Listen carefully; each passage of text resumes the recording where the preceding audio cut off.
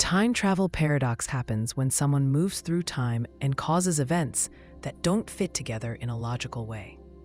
This creates a situation where cause and effect no longer make sense. In other words, something happens in the past or future that makes it impossible for the original action to occur in the first place. This breaks the natural flow of time as we understand it. People often imagine these paradoxes through stories, movies, and thought experiments. They are not just fun puzzles, they raise deep questions about whether time travel could ever work. One classic example is called the grandfather paradox. Imagine a person travels back in time and meets their grandfather before he has children. If that person were to stop their grandfather from meeting their grandmother, it would prevent their parent from being born, which in turn would mean the time traveler would never be born either. But if they were never born, they could not travel back in time to stop their grandfather. This creates a loop where both outcomes seem impossible. Either the grandfather lives and the traveler is born, or the grandfather never meets the grandmother and the traveler is never born. Both outcomes can't be true at the same time. This paradox shows how tricky cause and effect become when time travel is involved. Another well-known example is the Bootstrap paradox, also called a causal loop. In this scenario, something exists without a clear origin. For example, imagine a scientist who receives a detailed manual for building a time machine from their future self. They use this manual to build the time machine and then travel back in time to give the manual to their younger self. The question then becomes, who wrote the manual in the first place? It appears to have come from nowhere, existing only because of the loop created by time travel. This type of paradox challenges the idea that every event must have a cause. Some paradoxes involve events that seem fixed no matter what anyone does. This is sometimes called a predestination paradox. In this situation, a person travels back in time to prevent an event, only to end up causing the very event they were trying to stop. Imagine someone hears about a terrible fire at a historic building. They go back in time to stop it from happening. While trying to prevent the fire, they accidentally knock over a lantern and start the blaze themselves. This raises the question of whether the past can ever truly be changed, or whether time travel simply ensures that events happen as they always did. Time travel paradoxes often come up in science fiction stories because they are fascinating and dramatic. They let writers explore what happens when the normal rules of time are bent or broken. In real science, though, these paradoxes point to serious problems with the idea of moving through time. Physicists study the laws of the universe, like relativity and quantum mechanics, to see if time travel could ever be possible. Some theories suggest that time travel might work in limited ways, but paradoxes like these show why it might not be practical or safe. They hint at limits built into the structure of time itself. To see how strange these paradoxes can get, consider a simple everyday object like a pocket watch. Imagine you own a watch and decide to travel back in time with it. While in the past, you accidentally leave the watch behind.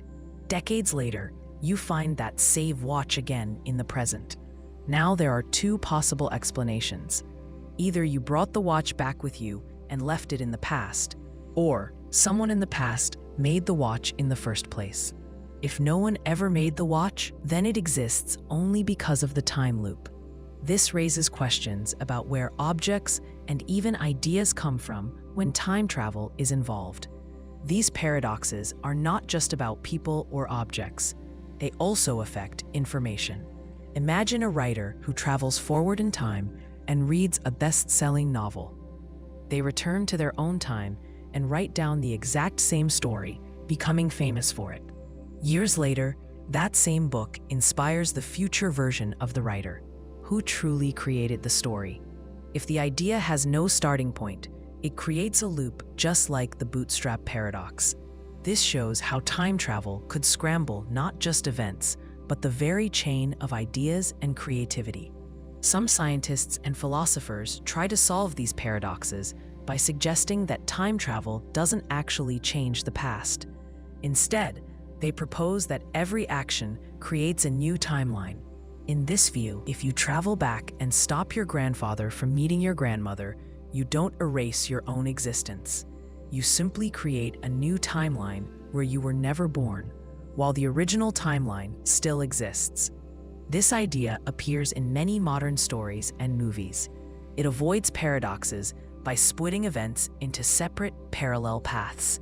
However, there's no direct evidence that multiple timelines are real, so this remains a theory. Others suggest that time itself might prevent paradoxes from happening. This is sometimes called the self-consistency principle. According to this idea, anything a time traveler does in the past was always part of history. No matter what they try, their actions will fit into the timeline in a consistent way.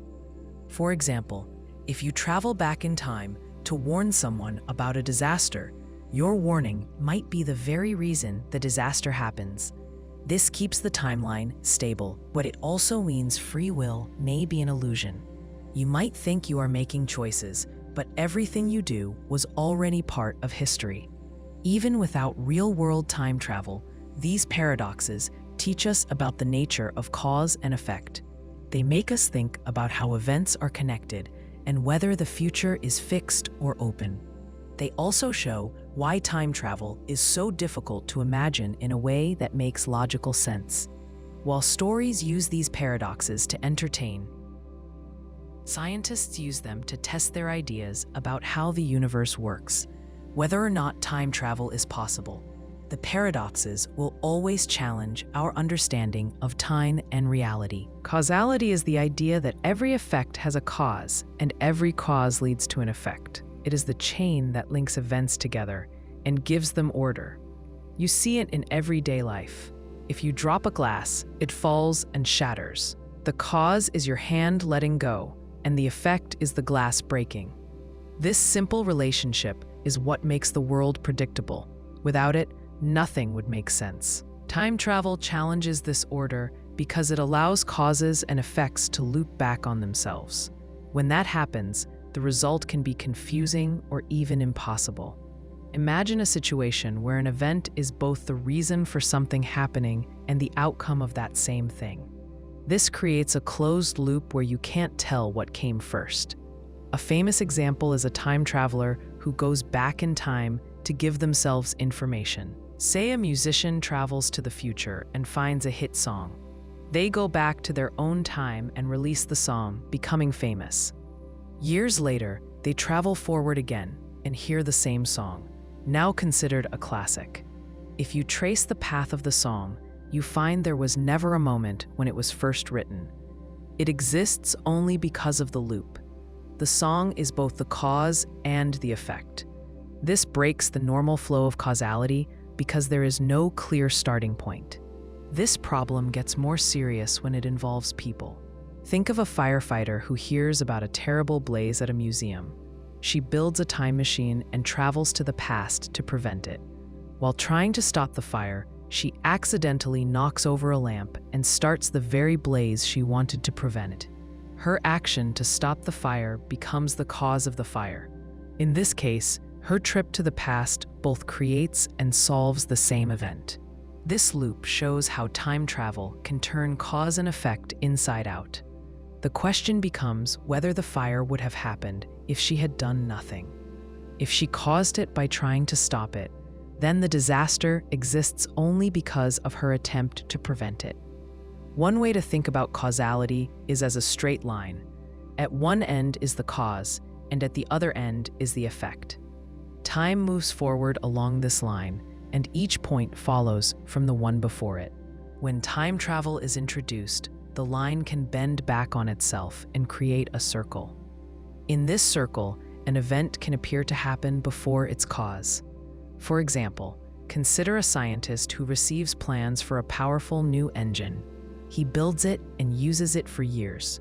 Decades later, he travels back in time and hands the plans to his younger self. The younger version then builds the engine. The plans seem to have no origin.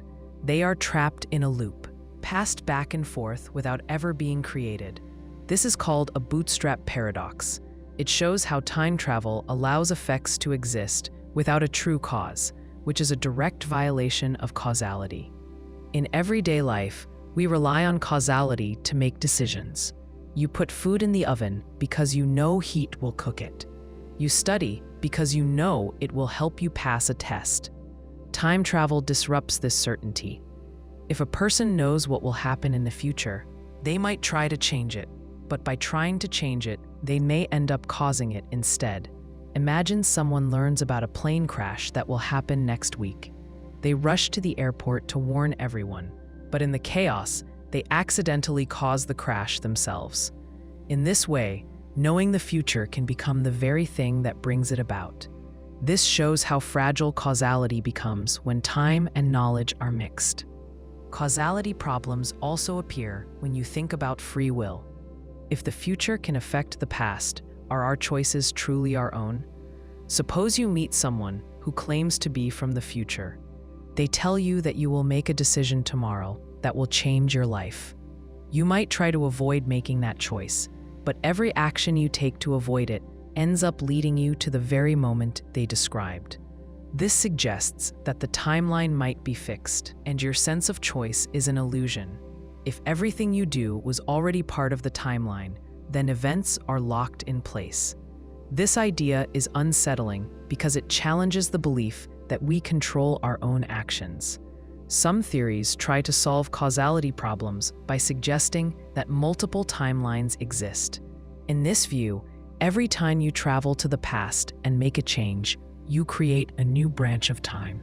The original timeline continues, but the new one follows a different path.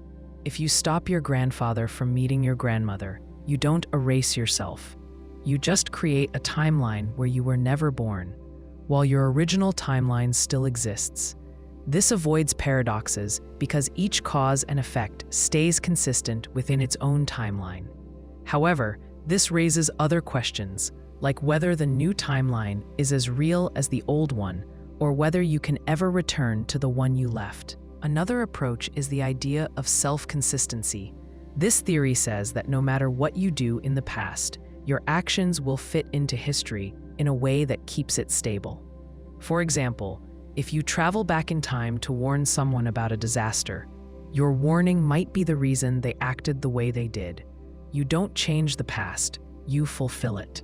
In this view, causality is never broken because events always line up in a consistent way. This prevents paradoxes, but at the cost of free will. If everything you do was always going to happen, then you are simply following a script written by time itself. Causality is more than just a rule of physics. It shapes how we think about the world. When cause and effect are clear, life feels understandable. You plant seeds, and plants grow. You work hard, and you see results. When causality breaks down, that sense of order disappears. Time travel paradoxes show how easily this order can unravel. A single event looping back on itself can make it impossible to say what truly caused what. This challenges our deepest assumptions about how reality works. Even without actual time travel, thinking about these problems helps us understand the limits of our knowledge. It reminds us that the past, present, and future are more connected than they seem. It also shows why scientists and philosophers take causality so seriously. Without it, the universe would be chaotic, and logic itself would fall apart. Time travel stories highlight these challenges by pushing causality to its breaking point. In doing so, they reveal how fragile our understanding of cause and effect really is. The grandfather paradox is one of the most well-known and puzzling ideas connected to time travel. It describes a situation where a person's actions in the past erase the very conditions that allowed those actions to happen in the first place. Imagine that you have a time machine and decide to travel back many years to meet your grandfather before he meets your grandmother. If you prevent their meeting, they never fall in love, never marry, and never have children. Without their children, your parent would never be born, and as a result, you would never exist. If you never exist, you cannot travel back in time to prevent your grandfather from meeting your grandmother. This creates a logical loop that cannot be resolved. Both outcomes cannot happen at the same time. Either your grandfather meets your grandmother and you are born, or he never meets her and you are never born. The paradox lies in the fact that both seem to be true if time travel is possible. This paradox strikes at the heart of how we understand cause and effect. In the normal flow of time, causes come before effects. Your birth happens because your parents existed, and your parents existed because your grandparents met and started a family. This sequence has a clear direction, like a line moving forward. When you introduce time travel, the line bends backward. Suddenly, an effect, such as you traveling back in time, can influence a cause, like your grandparents meeting. This reversal leads to confusion because you are both the result of their relationship and the reason it never happened. The paradox shows how time travel can create situations where the basic rules of logic no longer apply. To see how strange this can become, imagine the exact moment you stop your grandfather from meeting your grandmother. Maybe you distract him so that he never attends the dance where she is waiting. The timeline now shifts because that meeting no longer takes place. The chain of events that led to your existence is broken. Without you being born, there is no version of you to travel back in time and cause the interference. If you are not there to interfere, your grandfather attends the dance after all, and the timeline returns to its original state. This loop can repeat endlessly, flipping back and forth between two outcomes. It is like a light switch being turned on and off at the same time. This is why the grandfather paradox is so hard to solve. It highlights a direct conflict between the possibility of time travel and the consistency of reality. Many stories have explored variations of this paradox. For example, imagine a person named Alex who builds a time machine after years of research. Alex knows that their family struggled because of decisions made by their grandfather. Driven by anger, Alex travels back to confront him. In the heat of the moment, Alex prevents the grandfather from ever meeting Alex's grandmother. The result is that Alex's parent is never born, and therefore, Alex never exists. If Alex never exists, there is no one to travel back and prevent the meeting. The timeline is caught in a trap. Either Alex exists or Alex does not, but both cannot be true. This scenario forces us to question whether the past is fixed or if it can be altered at all. Some thinkers suggest that the paradox shows why time travel to the past is impossible. If going back in time allows actions that would prevent your own existence, the universe may not allow those actions to occur. This idea is sometimes called the principle of self-consistency. It says that events must fit together in a way that avoids contradictions. If you travel to the past, you might interact with people or objects, but whatever you do will already be part of history. You could not prevent your grandparents from meeting because your attempt would fail in some way. Maybe your interference causes them to meet in a different way, or perhaps your actions were always the reason they met in the first place. In this view, the past is unchangeable. Time travel does not create new outcomes, but instead fulfills the timeline exactly as it already exists. Another idea is that there might be multiple timelines or parallel universes. In this theory, when you go back and stop your grandparents from meeting, you do not erase your original timeline. Instead, you create a new one where you were never born. In the original timeline, your family history remains the same and you still exist. In the new timeline, events unfold differently because of your interference. This avoids the paradox because each timeline is separate. The cause and effect stay consistent within each one, even if they differ across timelines. Many modern movies and books use this idea to explain how characters can change the past without destroying their own existence. Even with these theories, the paradox remains challenging. Think about the personal experience of such a situation. If you exist in a timeline where your grandparents met, you have memories, relationships, and a clear identity. When you travel back and change the past, what happens to those memories? Do they disappear the moment the new timeline forms, or do you remain aware of both timelines at once? This raises deep questions about identity and continuity. Are you still the same person if the events that shaped your life never happened? These questions make the paradox not only a problem of logic, but also a problem of understanding what it means to be human. The paradox also touches on the issue of free will. If you can travel back and change events, are you truly making choices, or are you following a path that was always set?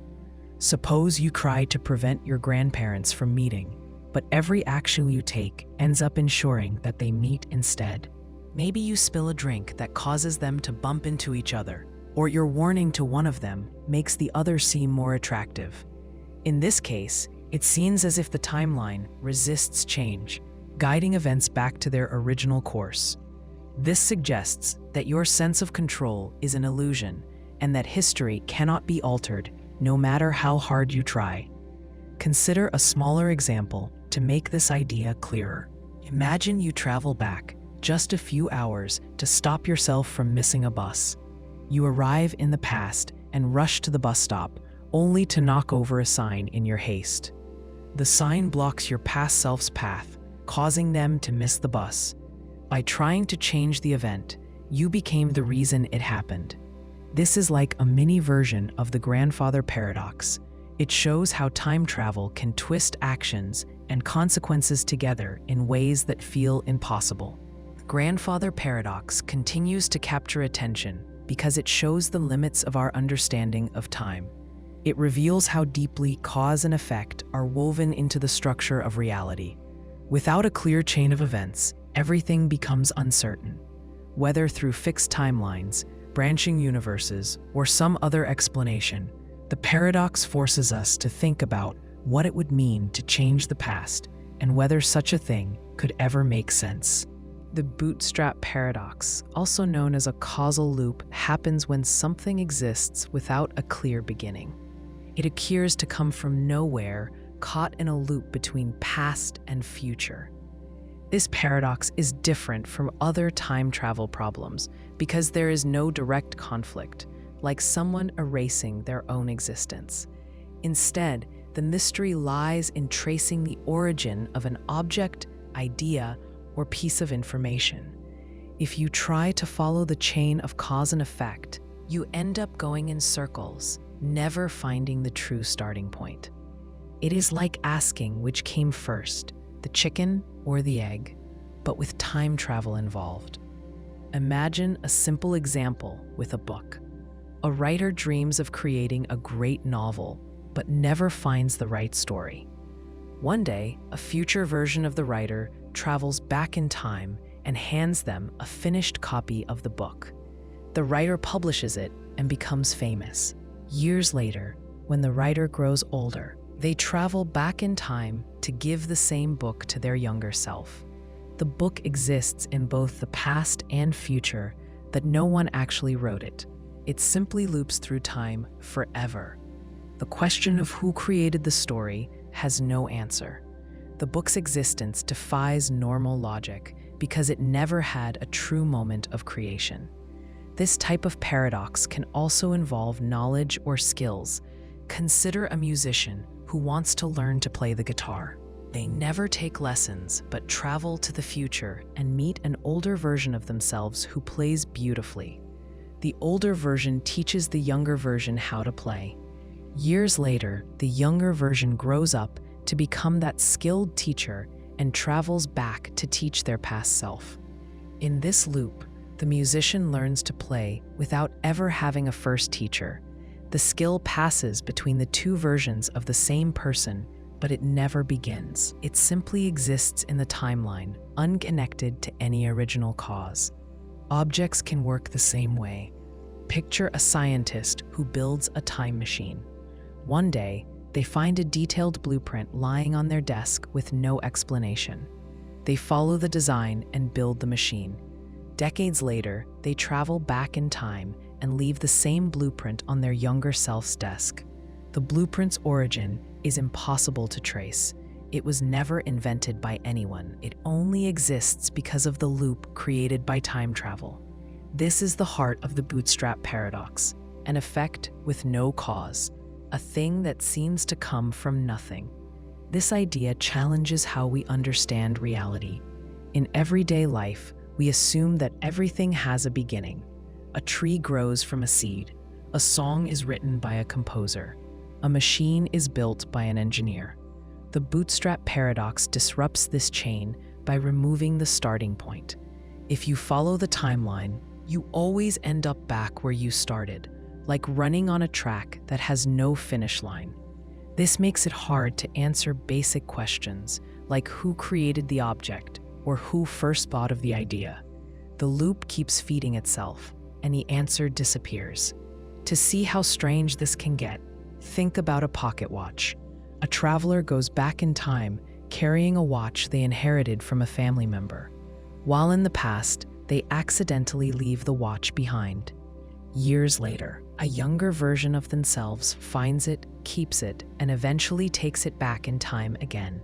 The watch now exists in both the past and future, but it was never made by anyone. There is no factory, no craftsman, no beginning. The watch simply exists in the loop, moving through time without origin. This seems impossible because in our world, everything comes from somewhere.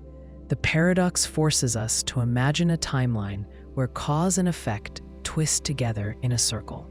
The Bootstrap Paradox can also apply to ideas and inventions. Imagine a famous speech that inspires generations of people. A historian loves the speech and wants to share it with others. They travel back in time and give a copy of the speech to the original speaker before the event. The speaker delivers the speech and it becomes legendary. Decades later, the historian discovers the speech again, still inspired by it. The cycle repeats endlessly. The speech exists in history, but no one ever wrote it in the first place. It came from nowhere, trapped in a loop that cannot be broken. This paradox shows how time travel can blur the line between cause and effect. Normally, the past shapes the future. The Bootstrap Paradox allows the future to shape the past instead. The loop keeps going because each step depends on the one before it. The writer has the book because their future self gave it to them. The future self has the book because they received it in the past. There is no clear answer to where the chain begins. This is why it is called a causal loop. It is like standing between two mirrors, seeing endless reflections that have no original image. One way to think about this is by imagining a circle drawn on paper. You can start anywhere and follow it around endlessly. There is no beginning and no end. The Bootstrap Paradox works the same way. It traps objects or information in a closed circle of time. This might seem harmless at first, but it has strange consequences. If an invention, like a time machine or a vaccine blueprint, exists in a loop, it raises questions about intellectual property, history, and even progress. If no one invented the thing, who owns it? If no one wrote the song or built the machine, how do we understand its place in the timeline? Some theories try to explain this paradox by suggesting that the universe allows these loops to exist without breaking. In this view, the timeline is self-consistent. Everything that happens fits into a stable pattern, even if it seems impossible. The blueprint for the time machine was always meant to appear on the desk. The scientist was always meant to build it and carry it back. Nothing ever changes because the loop holds everything in place. This avoids direct contradictions like those found in the grandfather paradox, but it still leaves the mystery of where things truly come from. Other theories suggest that when a Bootstrap paradox happens, it creates a new timeline. In this idea, the moment you bring something back from the future, you split reality into branches. In one branch, the object has a normal origin. In the new branch, it appears out of nowhere because it came from the other timeline. This solves the problem of causality by moving the starting point to another version of reality. However, it introduces new questions about how these timelines interact and whether they can ever be rejoined.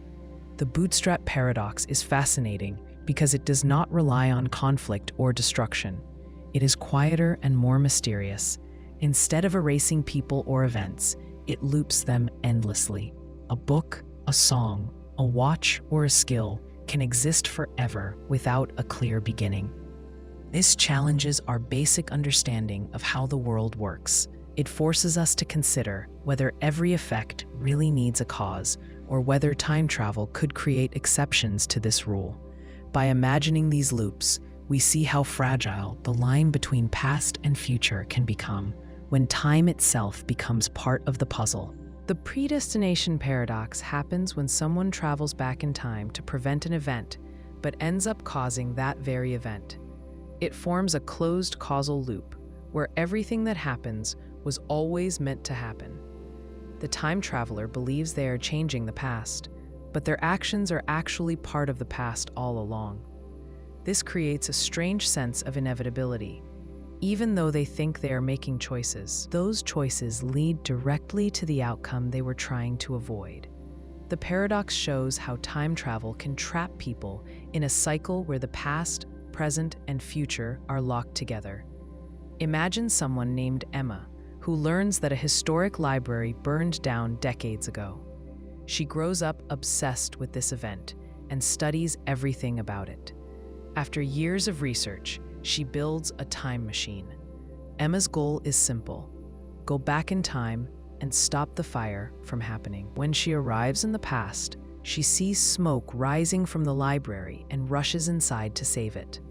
In her panic, she knocks over a lit lantern. The lantern tips, flames spread, and the building catches fire. Emma realizes, too late, that she caused the very disaster she wanted to prevent. Without her actions, the fire would never have happened. By trying to change the past, she became the cause of it. This paradox feels unsettling because it removes the sense of free will. Emma believed she was acting to prevent a tragedy, but everything she did was already part of history. From the moment she learned about the fire, her path was set. Her decision to travel back and intervene was the reason the fire occurred in the first place. Even her motives were shaped by events that only existed because of her future actions. This circular relationship between cause and effect makes it impossible to untangle what came first. The past creates the future, and the future creates the past in an endless loop. The predestination paradox often appears in stories about fate. It suggests that no matter what someone does, they cannot change the outcome. Suppose a man named David hears a prophecy that he will be injured in a car accident on a certain day. Terrified, he spends the day avoiding cars. Late in the evening, while walking home, he steps into the street, relieved that the day is almost over. In his distraction, he is hit by a car. His attempt to avoid the prophecy caused it to come true. In this way, the effort to escape a future event can be the very thing that ensures it happens. The paradox shows how trying to change destiny might instead fulfill it. This type of paradox relies on a fixed timeline. In a fixed timeline, every event is locked in place. You cannot change the past because your actions are already woven into it. If you travel back in time, everything you do has already been done. The timeline includes both your presence in the past and the effects of your actions. Even when you think you are altering history, you are actually playing a role that was always there. This explains why Emma caused the library fire.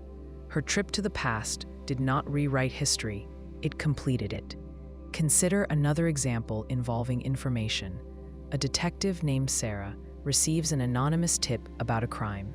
The tip contains details that only the criminal would know. Sarah follows the lead and catches the suspect, believing she has solved the case. Years later, Sarah gains access to a time machine. She decides to use it to help her younger self solve the crime more quickly. She writes a note with the exact details of the case and sends it back in time, ensuring that her younger self receives it. This creates a loop. Sarah only solved the case because of the note. But the note only existed because she sent it from the future. There is no original source of the information. The solution was always part of the timeline, and Sarah was never truly free to act differently. The predestination paradox also affects how we think about responsibility. If Emma caused the library fire, is she to blame? From her point of view, she was trying to prevent it. Yet without her actions, the fire would not have occurred. This creates a moral puzzle. Can you be guilty of something if you had no real choice? If the timeline was fixed, Emma's actions were inevitable. This idea challenges our usual views of justice and accountability. It suggests that even when people believe they are making decisions, those decisions may already be decided by events that have not yet happened. Some scientists and philosophers suggest that the paradox points to deep truths about time. If the timeline is fixed, then the universe might work like a closed system. Every event, from the distant past to the far future, fits together perfectly. Time travel does not create new outcomes. It simply reveals the shape of what already exists. In this model, there are no alternate histories or branching possibilities. There is only one timeline, and everything within it happens exactly once. The paradox arises when we try to imagine ourselves as independent actors in a system where everything is predetermined. However, other theories try to escape the trap of predestination. One idea is that time travel creates alternate timelines. In this model, when Emma goes back to stop the library fire, she does not cause the original fire. Instead, she creates a new branch of history. In her original timeline, the library burned down for some other reason. In the new branch, the fire was caused by her actions. This avoids the paradox because cause and effect stay consistent within each timeline. The problem is that Emma can never return to her original timeline. She is stuck in the new branch, living with the consequences of her mistake. Even without actual time travel, the predestination paradox has real-world echoes.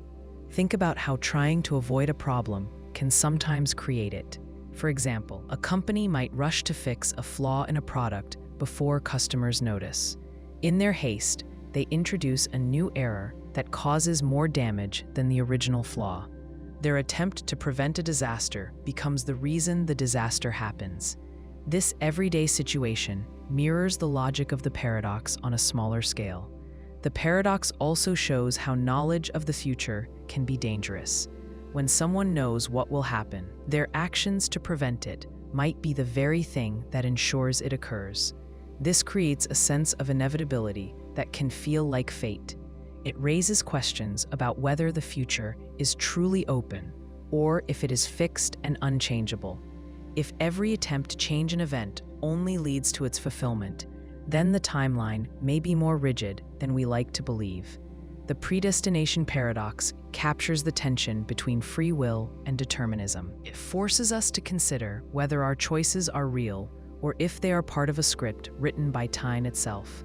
When cause and effect form a closed loop, it becomes impossible to tell where one ends and the other begins.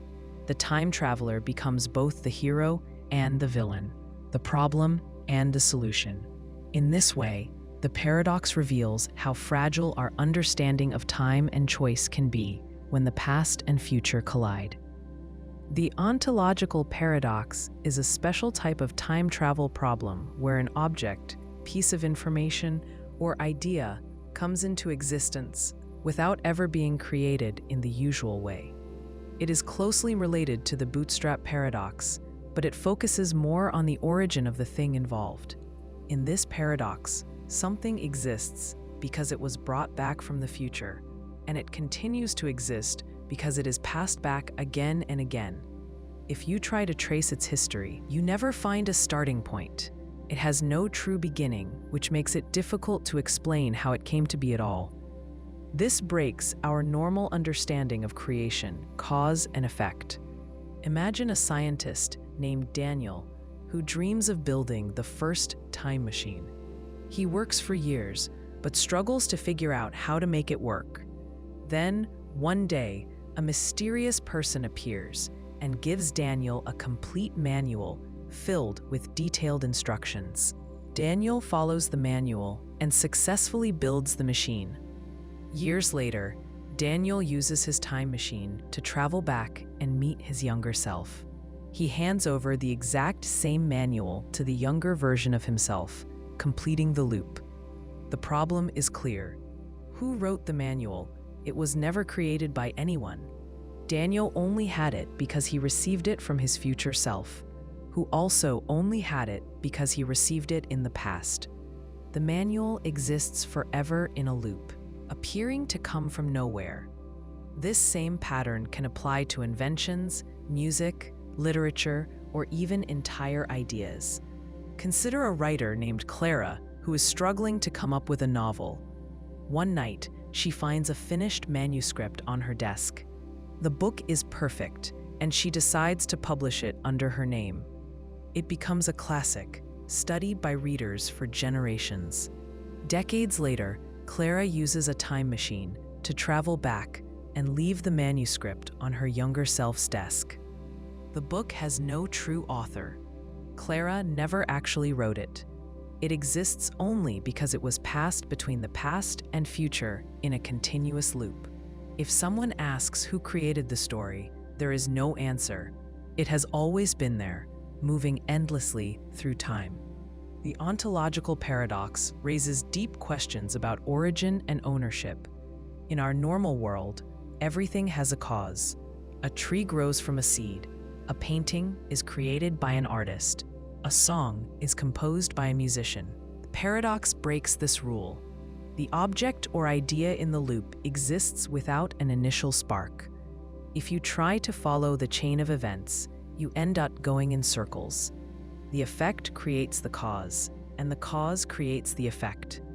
This circular pattern has no outside source. It challenges the way we think about progress and creativity.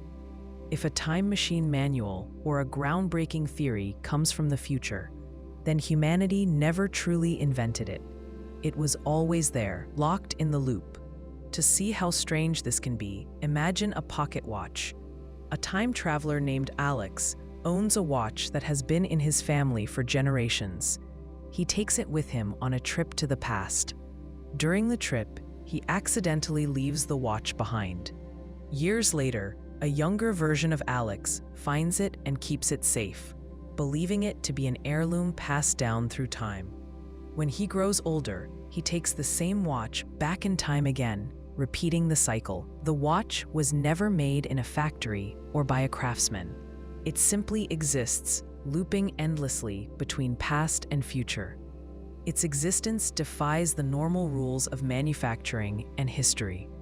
No one can point to a moment when it was first created, because there isn't one. The paradox can also involve knowledge rather than physical objects. Imagine a mathematician named Leah who is trying to solve a difficult problem. One day, a stranger arrives and gives her the solution. Leah publishes the answer, and it becomes famous in the scientific community. Years later, Leah travels back in time and gives her younger self the same solution. The problem is never solved through research or creativity. The knowledge exists only because it was passed back in time. This creates a closed loop where the information has no true origin. It was never discovered, invented, or figured out in the usual sense. These loops raise important questions about free will. If Leah never truly solved the problem, can she claim credit for it? If Daniel never invented the time machine on his own, can he really be called its creator? The paradox suggests that certain events might be inevitable, not because they were planned, but because they are trapped in a circle. The participants in the loop believe they are making choices, but their actions were always part of the timeline. Daniel always received the manual. Clara always found the manuscript. Leah always got the solution. There is no first moment when these things appeared, only the illusion of one. The ontological paradox is different from other time travel paradoxes. like the grandfather paradox or predestination paradox. In those cases, there is usually a conflict or a clear cause and effect problem. Someone might erase their own existence or accidentally cause the event they wanted to stop. In an ontological paradox, there is no direct contradiction. The timeline remains consistent because the loop fits together perfectly. The mystery lies in the lack of an original cause. Everything lines up smoothly, but the question of where it all began remains unanswered. Consider a more complex example involving technology. Imagine a future where humanity has advanced space travel. A group of explorers discovers a powerful engine on a distant planet.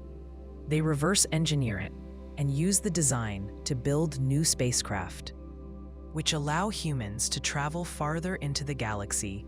Centuries later, they trace the engine's design back to its source. To their surprise, they discover that the engine was first found on that same planet long ago, left there by explorers from the future. This means humanity never invented the engine. It was given to them by their future selves, who only had it because they found it in the past. The entire progress of space travel is based on technology that has no beginning. This type of paradox can feel unsettling because it breaks our normal sense of history. We like to believe that inventions and ideas come from effort, discovery, and human creativity. The ontological paradox suggests that some things might exist without those steps. It forces us to think about time not as a straight line, but as a loop where the past and future feed into each other. In this loop, the usual rules about cause and effect no longer apply. The watch exists because it was always taken back. The manuscript is published because it was always delivered. The time machine manual is built because it was always handed down. Some theories of time travel accept these loops as possible. They argue that as long as the timeline remains consistent, there is no logical problem.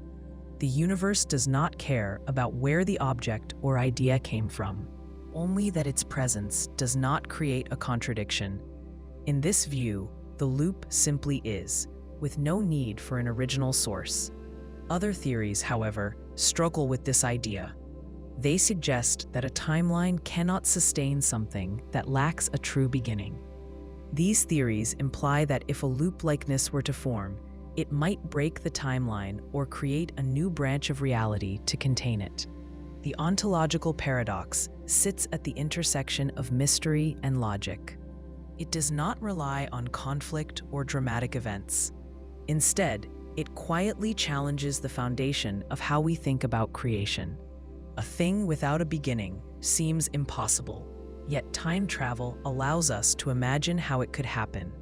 Whether it is a watch, a manuscript, a piece of technology, or a brilliant idea, the paradox shows how time can twist the rules of existence into a perfect but puzzling circle. The parallel universe solution offers a way to deal with time travel paradoxes by suggesting that every action creates a new timeline. Instead of one fixed history, there are countless versions of reality existing side by side. When someone travels back in time and makes a change, they do not rewrite their own past. They simply create a branch, a separate world where events unfold differently. This prevents contradictions because each timeline follows its own path. The original timeline stays intact, while the new one develops based on the traveler's actions. The many worlds interpretation, as it is often called, turns paradoxes into manageable possibilities rather than impossible loops. Imagine a person named James, who travels back in time with the intent to stop his grandfather from meeting his grandmother. In a single, fixed timeline, this action would create the classic grandfather paradox. If James succeeds, he would erase his own birth, which means he could never have traveled back to interfere in the first place. This creates a logical dead end. The parallel universe solution avoids this by splitting reality into two versions at the moment James acts. In his original timeline, his grandfather and grandmother meet as before, and James is born. In the new timeline, his interference prevents their meeting, and a different version of events begins. James continues to exist because he came from the original timeline. His actions affect only the new branch. There is no contradiction because both timelines are real and separate. This idea can apply to small decisions as well as large ones. Suppose a time traveler goes back just a few minutes to pick up a dropped wallet before someone else finds it. When they bend down to grab it, a branch forms.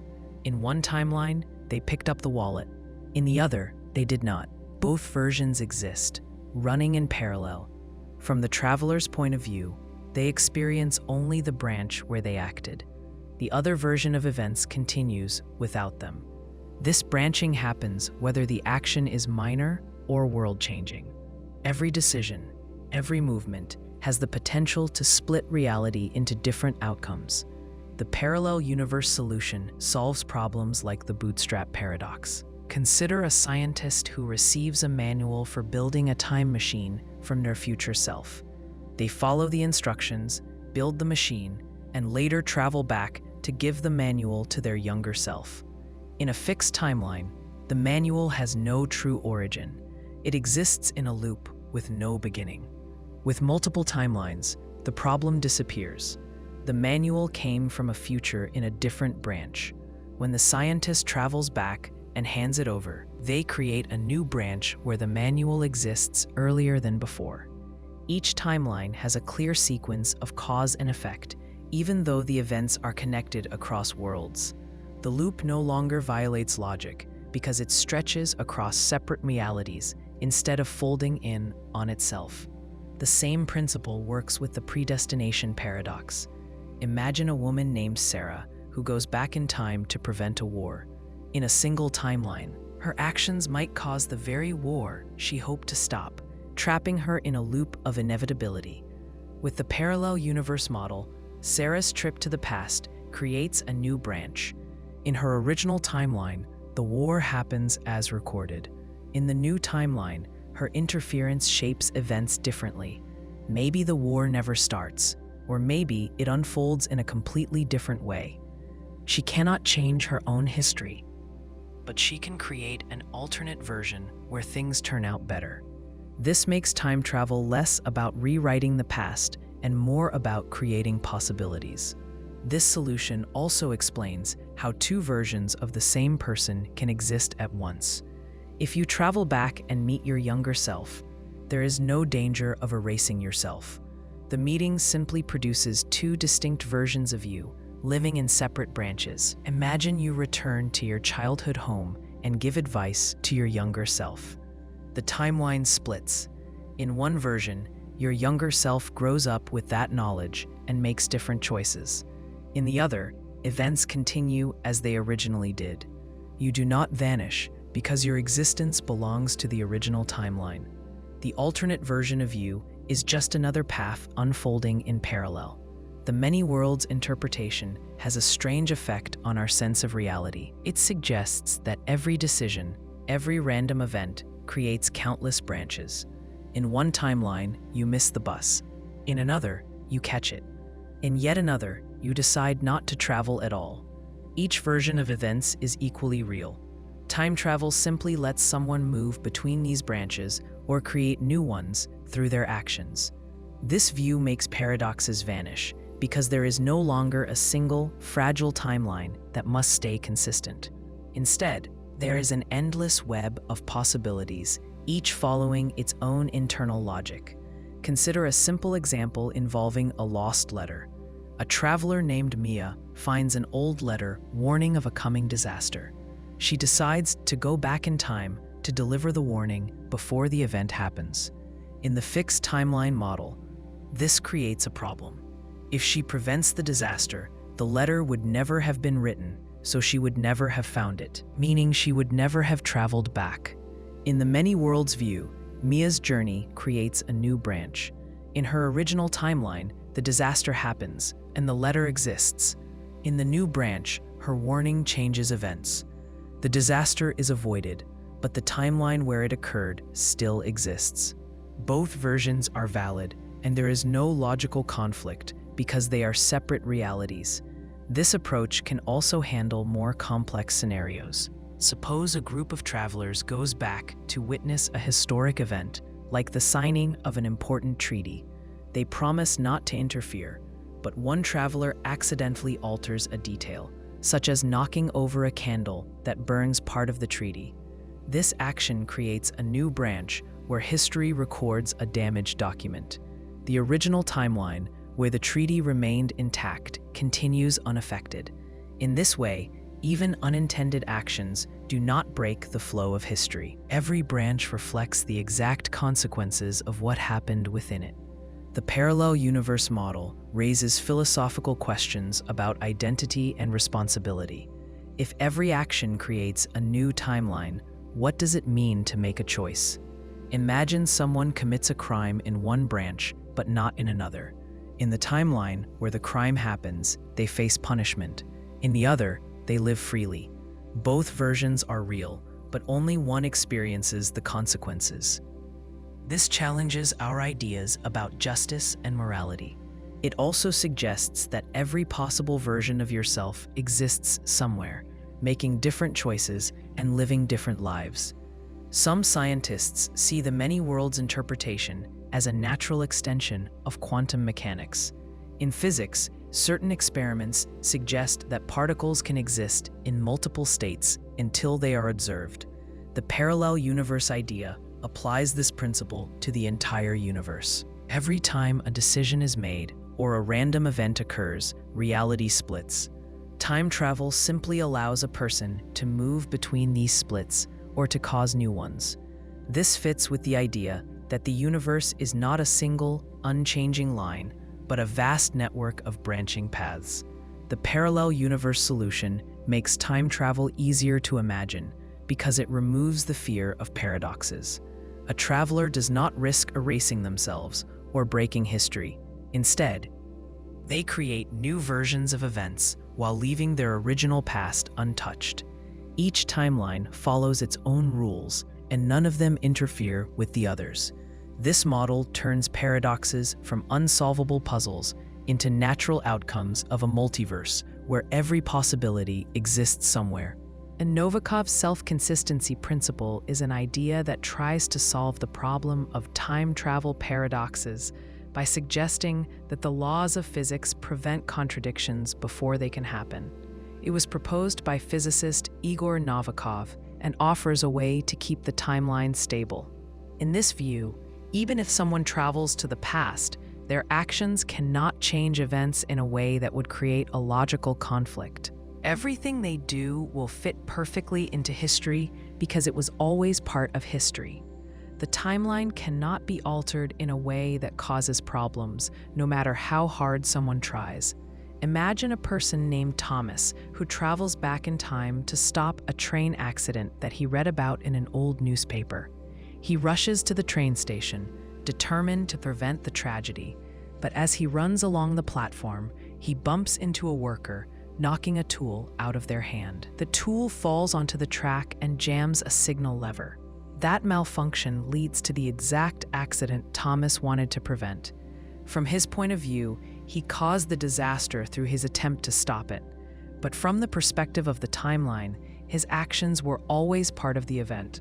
The accident happened exactly as it was recorded because Thomas's presence in the past was already included in history. He didn't change anything. He simply fulfilled what had always happened. This principle suggests that time travel does not rewrite the past. Instead, it ensures that the past remains consistent. A person may believe they are making choices freely, but those choices will always lead to outcomes that match the timeline as it already exists. For example, imagine you go back in time to deliver a warning to your younger self about a mistake you're about to make. You might think you are preventing the mistake. In reality, your warning could be the very reason you made that mistake in the first place. The timeline adjusts itself so that your actions fit perfectly into what has already occurred. The past cannot be changed because your presence and actions were already there all along. Consider a simple story about a lost key. A woman named Emily discovers an old key in her attic. Years later, she builds a time machine and travels into the past. while in the past, she accidentally drops the key in the exact place where she will later find it. This may seem like a paradox, but under Novikov's principle, it is not. The key's presence in the attic was always part of history. Emily never truly changed anything. She was always destined to drop the key because that action is what allowed her to find it in the future. The timeline is like a closed loop, with every event fitting neatly into place. This principle also applies to larger events. Imagine a scientist named Leo who wants to prevent a famous historical war. He travels back in time with detailed plans to stop it. He works tirelessly to influence leaders and armies, thinking he can change the outcome. In the end, his efforts fail, and the war unfolds exactly as recorded. Later, historians realize that some of the tactics used during the war came directly from Leo's interference. Without his involvement, those strategies would never have been discovered. His actions didn't prevent the war, they helped cause it. In this way, Leo's attempt to change history simply became part of history. His trip to the past was necessary for the events to happen as they did, and Novikov's self-consistency principle suggests that the universe has built-in rules that protect causality. These rules prevent impossible situations like the grandfather paradox, where someone erases their own existence. If you tried to stop your grandparents from meeting, you would fail in some way. Maybe your plan would be interrupted, or maybe your actions would accidentally lead them to meet in a different way. Whatever happens, the timeline would remain stable. You would never succeed in creating a contradiction because the universe would not allow it. Think about a time traveler named Sophie who wants to stop a valuable painting from being stolen. She goes back to the night of the theft and hides near the museum's entrance. When the thief appears, she jumps out to grab them. In the struggle, Sophie accidentally knocks the painting off its stand and into the thief's hands. They run away exactly as described in the police report she read years earlier. Sophie's attempt to stop the crime ensured that the crime happened. This shows how the past resists change. No matter what she did, the theft was always going to occur because her actions were part of the original event. The principle can feel frustrating because it limits free will. If everything you do while traveling to the past is already fixed, then you cannot truly make choices that matter. You are simply acting out a role that history has already written. Even your decision to travel back in time was always part of the timeline. Imagine you try to rebel against this idea by doing something completely random, like throwing a rock into a pond for no reason. Even that act would have been part of history all along. From your perspective, it feels spontaneous. From the timeline's perspective, it was always going to happen exactly that way. Some people find this view comforting rather than restrictive. It means that paradoxes cannot occur. The universe is safe from contradictions because the past cannot be altered. Time travel might still be strange and complex, but it will never create impossible situations. For example, if someone went back in time and tried to destroy their own time machine before it was built, something would always prevent them from succeeding. The machine might break down at a crucial moment, or someone else might stop them without realizing it. The exact details don't matter. What matters is that the timeline stays consistent and unbroken. The Novikov principle also works well with natural physical laws.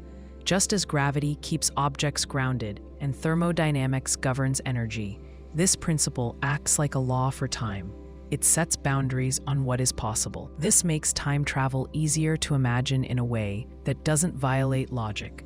Instead of worrying about paradoxes, scientists can think about how events might fit together smoothly. A stable timeline can include time travelers as long as everything they do was always part of history. Consider an experiment where a message is sent back in time by just a few minutes. A researcher receives a note that says, "Do not press the red button." Curious, she decides to press the button anyway, just to defy the message. The machine malfunctions and sends the same warning back in time to her earlier self. She realizes too late that by pressing the button, she caused the message to be sent. the timeline remains consistent. The message didn't change her behavior caused the message. This fits perfectly with Novikov's idea. The loop is complete and stable, with no contradictions. In everyday life, the Novikov principle has a simple meaning. It suggests that events are fixed and interconnected. Even when it feels like you are changing the future or the past, you are actually fulfilling a pattern that was always there. Time travel does not break history, it reinforces it. A traveler's presence in the past does not disrupt the timeline because the timeline already includes them. From the outside, it looks like fate. From the inside, it feels like choice. This blending of destiny and free will creates a world where time travel is possible, but paradoxes are not. The information paradox happens when knowledge or data travels from the future to the past, creating confusion about where that information came from. This problem is a type of time travel paradox that focuses on the origin of ideas rather than physical objects. It raises questions about whether the information ever had a true starting point, or if it simply exists in a loop with no clear source. When you try to trace it back, you find that it exists only because it was passed between different points in time. This challenges how we think about discovery, creativity, and cause and effect. Imagine a scientist named Olivia who is trying to solve a complex equation. She struggles for years without success. One night, she receives a mysterious email containing the full solution. The message has no sender she can identify, but the information is correct. Olivia publishes her work, and the discovery changes the world. Decades later, she grows old and builds a time machine. She decides to send the same solution back to her younger self to give her the help she once received. The problem is clear. Who actually solved the equation? The solution exists only because Olivia received it from the future, but the future only has it because she published it in the past. The loop is complete, yet there was never a first moment of creation. The information seems to come from nowhere. This kind of paradox can also involve warnings or messages. Consider a pilot named Marcus who hears a voice on his radio warning him of an engine failure moments before it happens. Because of the warning, he makes adjustments and avoids a crash. Years later, Marcus discovers that the voice he heard was his own. After surviving many flights, he travels back in time and sends the exact same warning to his younger self. Without the warning, he would have died, but he only sent the warning because he lived. There is no clear origin for the message. It exists because of a loop between the past and future. If you remove either point in time, the warning disappears, and the event changes completely. The information paradox is similar to the Bootstrap paradox, but instead of a physical object like a watch or a book, it deals with knowledge. This can make it even more confusing. Ideas and data are intangible. They can be copied, shared, and spread easily. If a piece of knowledge comes from the future, it can shape the past in ways that affect entire generations. Imagine a musician who hears a beautiful song during a trip to the future. When they return to their own time, they play the song and claim it as their own. Years later, a recording of that same song is discovered by the younger musician. The cycle repeats. The song has no true composer. It exists because of the time loop, endlessly moving between different points in history without an original creator. This paradox becomes even more troubling when it involves scientific discoveries or technologies. Suppose a group of researchers in the future discovers a cure for a deadly disease. They want to help humanity, so they send the formula back in time. Scientists in the past receive the information and develop the cure. As a result, the disease is wiped out long before it ever becomes a major problem. When the future arrives, the researchers never experience the disease and therefore never develop the cure themselves. The question then becomes, where did the cure come from? It has no true inventor. It exists only because of a loop between past and future, creating a gap in the chain of discovery. The information paradox also has implications for history and decision-making. If someone receives information from the future, they might act in ways that change the very conditions that led to the information being sent. Imagine a historian who finds a document describing a political revolution that will happen in 10 years. They use this knowledge to warn leaders and prevent the revolution. But if the revolution never happens, then there is no reason for the document to exist. If the document doesn't exist, a historian cannot read it and cannot stop the revolution. This creates a loop where the information both causes and prevents itself. The paradox highlights how fragile timelines can be when knowledge flows backward. Consider a smaller, everyday example. A person receives a text message telling them to take a different route home because of heavy traffic. They follow the advice and avoid being stuck in a jam. Later, they travel back in time and send the same message to their younger self. The message has no original sender. It exists only because the person followed it and then chose to send it later. Without that loop, the advice would never have been given in the first place. Even a simple act like giving directions can create a paradox when time travel is involved. The information paradox raises questions about free will. If someone knows the future, can they act freely, or are they trapped by the information they receive? Suppose a trader receives stock market data from the future. Using this data, they make investments that change the market itself.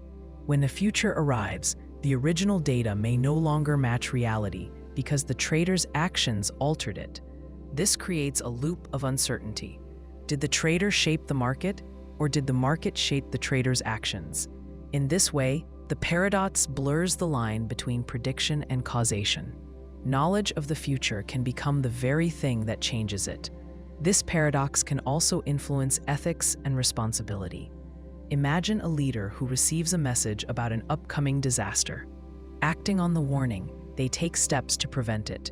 If the disaster never happens, some people might question whether the warning was ever real. The leader might even face criticism for making decisions based on information that no one can verify. This creates a difficult situation. How can someone act on future knowledge without creating confusion or mistrust? The information paradox shows how time travel could complicate not just science and technology, but also politics and society. Some theories try to solve this problem by suggesting that multiple timelines exist. In this view, when information is sent to the past, it creates a new branch of reality. In the original timeline, the disease was cured in the future. In the new branch, the cure arrives earlier and events unfold differently. This avoids the paradox because each timeline has a clear chain of cause and effect. The problem is that the information still has no single point of origin. It simply moves between timelines without ever being created in the traditional sense. Other theories, like the Novikov self-consistency principle, suggest that information from the future will always fit into the timeline in a consistent way. If you try to send a message back, the events surrounding it will ensure that no contradictions arise. The information you receive will not change the timeline, it will complete it. This view means that the paradox is never truly resolved, but it is contained. The loop is stable, even if it remains mysterious. The information paradox shows how deeply time travel can affect the flow of ideas. It suggests a world where discoveries, warnings, and even art might have no clear origin. A piece of information could shape history without ever being created by anyone. This challenges our understanding of progress and innovation. It forces us to think about whether knowledge is truly invented or if it might sometimes emerge from the strange interplay between past and future. Time travel paradoxes often lead to deep questions about free will and determinism. Free will is the belief that people can make choices that shape the future. Determinism is the idea that every event is fixed and follows from previous causes, leaving no room for true choice. When time travel enters the picture, these two ideas collide. If someone can travel to the past or see the future, it raises the question of whether events are already set or if they can be changed. This tension lies at the heart of many paradoxes and shapes how we understand the flow of time. Imagine a man named David who travels to the future and sees a major event, a bridge collapsing during rush hour, causing many deaths. Horrified, he returns to his own time, determined to prevent the tragedy.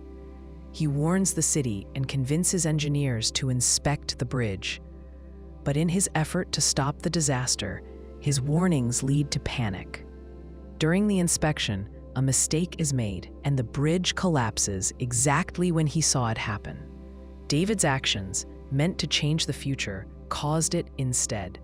This suggests the timeline is fixed. The future he witnessed was always going to happen because his attempt to prevent it was part of the chain of events that made it real. In this case, determinism seems to win. David never had the power to alter the outcome. He only played the role he was always meant to play. This type of scenario is common in predestination paradoxes, where trying to avoid a future event becomes the very cause of it. It raises an uncomfortable idea. If every action is part of a set timeline, then free will might be an illusion. David believes he is making choices, but those choices were already part of history before he even made them. From this perspective, time is like a movie that has already been filmed. The traveler is just watching and acting out scenes that were always going to happen. Even when he struggles against fate, his struggle is part of the script. On the other hand, many people find the idea of a fixed future difficult to accept. We experience life as if our decisions matter. You choose what to eat, where to go, and who to talk to. These choices feel real and personal. Time travel makes this even more complex. Suppose a woman named Clara travels to the past to stop a fire from destroying her family's home. She arrives moments before the blaze begins and manages to put it out. In her timeline, the house never burned. Her actions created a new outcome. This suggests that free will is possible. Clara made a choice that changed history. If the past can be altered, then the future might also be open to change. One way to explain this is through the idea of branching timelines. When Clara stops the fire, she doesn't rewrite her original history. Instead, she creates a new timeline where the fire never happens. The old timeline still exists, but now there are two versions of events. This model supports free will because every decision creates new branches. In one branch, the house burns down. In another, it is saved. Clara's choice determines which branch she lives in. Time travel simply allows her to move between branches and influence outcomes in ways that would normally be impossible. However, even branching timelines don't fully escape questions about determinism. If every possible choice exists in some timeline, does that mean free will is real or just an illusion? Suppose a man named Ethan travels back to prevent a war. In one branch, he succeeds. In another, he fails. Both branches are real. This means that his success and failure are both guaranteed to happen somewhere. From a broad view, nothing he does truly matters because every outcome exists anyway. Free will might feel real to Ethan, but the multiverse itself is deterministic because it contains every possible path. His personal experience of choice is just one thread among countless others. These questions also affect how we think about responsibility. If the future is fixed, can someone be blamed for their actions? Imagine a thief named Marcus who steals a priceless painting. Years later, a time traveler goes back to stop him. The traveler's interference accidentally causes Marcus to notice the painting and steal it in the first place. If Marcus was always destined to steal it, is he guilty? If the traveler's actions ensured the theft, are they guilty instead? Determinism blurs the lines between cause and blame. If no one could have acted differently, then concepts like guilt and punishment lose their meaning. In contrast, free will requires genuine choice. If Marcus had the power to decide whether or not to steal, then he bears responsibility for his actions. The challenge comes when time travel allows someone to see the future. If a person knows what will happen, does that knowledge trap them? Suppose Sarah sees a vision of herself making a terrible decision in 10 years. She spends the next decade trying to avoid it. When the moment comes, every step she took to prevent it ends up pushing her toward it. The vision comes true because of her efforts to fight it. She feels like a prisoner of fate, even though she believed she was acting freely. This shows how difficult it is to separate free will from determinism when time travel is involved. Another way to look at this problem is through self-fulfilling prophecies. These are events that happen precisely because someone believes they will happen. If Sarah had never seen the vision, she might have made different choices. By seeing it, she set events in motion that made it inevitable. This creates a loop where cause and effect blur together. Did Sarah freely choose her actions, or was she simply following a path laid out by the vision? Time travel makes this question even more intense because it allows people to interact directly with their own past and future. The Novikov self-consistency principle supports determinism by suggesting that the timeline cannot be changed. If someone travels to the past, everything they do was always part of history. Clara might try to save her family's home, but something will stop her, or her actions will accidentally cause the fire. The outcome remains fixed because the laws of physics prevent contradictions. In this view, free will is an illusion. Travelers feel like they are making choices, but their choices were always written into the timeline. Even acts of rebellion are part of the plan. The past, present, and future fit together perfectly, leaving no room for change. The many worlds interpretation offers more space for free will. In this model, when Clara travels back, she creates a new branch. She can save the house in one branch, while another branch continues where the fire happened. Each decision splits reality into separate paths. Free will exists because a traveler's actions determine which branch they experience. This model avoids paradoxes, but raises other questions.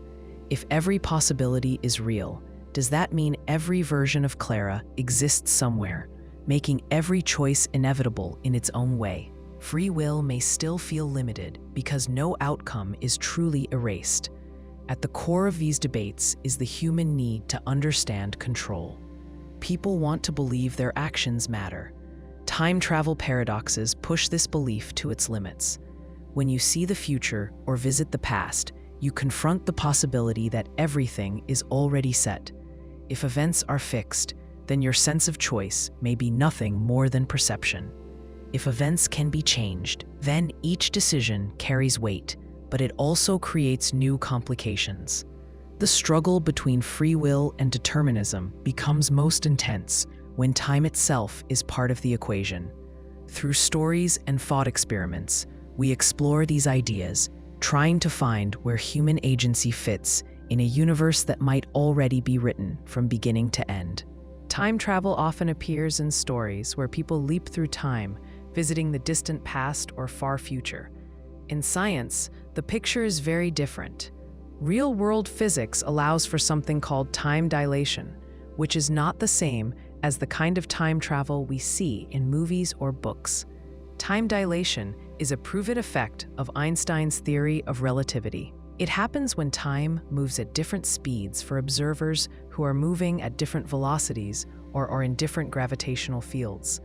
Actual time travel, especially traveling backward into the past, remains theoretical and far more complicated. Understanding the difference between these two ideas helps separate scientific fact from speculation. Einstein's theory of relativity showed that time is not fixed and universal. Instead, time is linked to space, forming what we call spacetime.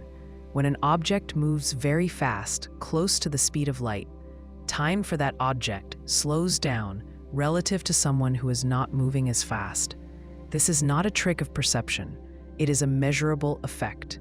Astronauts on the International Space Station, for example, experience time slightly more slowly than people on Earth because they are moving quickly around the planet and are in a weaker gravitational field. The difference is tiny, fractions of a second. but it is real and has been confirmed by experiments using highly accurate atomic clocks.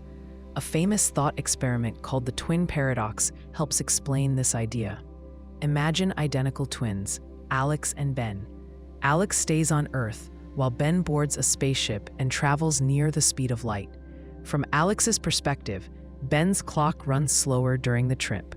When Ben returns, he is younger than Alex, even though both experience time normally in their own frames of reference. Ben effectively traveled into the future by moving at high speed. This is time travel in a limited, one-way sense. It allows someone to jump ahead in time relative to others, but it does not create paradoxes or contradictions because no one goes backward. Gravity also causes time dilation. Einstein's general theory of relativity shows that strong gravitational fields slow the passage of time. The closer you are to a massive object, like a planet or a black hole, the slower time moves for you compared to someone farther away. Imagine a person standing near the surface of a black hole while their friend remains safely far away. To the person near the black hole, time feels normal. But to the friend observing from a distance, the person's actions appear to slow down. If the person later climbs back to safety, they will find that much more time has passed for their friend than for them. This effect has been measured on Earth using precise instruments and satellites. Even at small scales, the difference is noticeable and must be corrected in systems like GPS. While time dilation is real and supported by evidence, it is not the same as the kind of dramatic time travel often seen in fiction. Traveling into the past is a very different challenge. Moving forward through time at different rates happens naturally through speed or gravity. Moving backward requires something that bends space-time in extreme ways, such as wormholes or closed time-like curves. These ideas come from solutions to Einstein's equations, but there is no experimental evidence that they can exist or be used in practice. A wormhole, for example, is like a tunnel connecting two distant points in space-time. In theory, if one end of the wormhole moves differently from the other, time could flow at different rates at each end. This might allow someone to step through and emerge in the past relative to where they started. However, keeping a wormhole stable would require forms of matter and energy that we have never observed, such as negative energy. Without these, the structure would collapse instantly.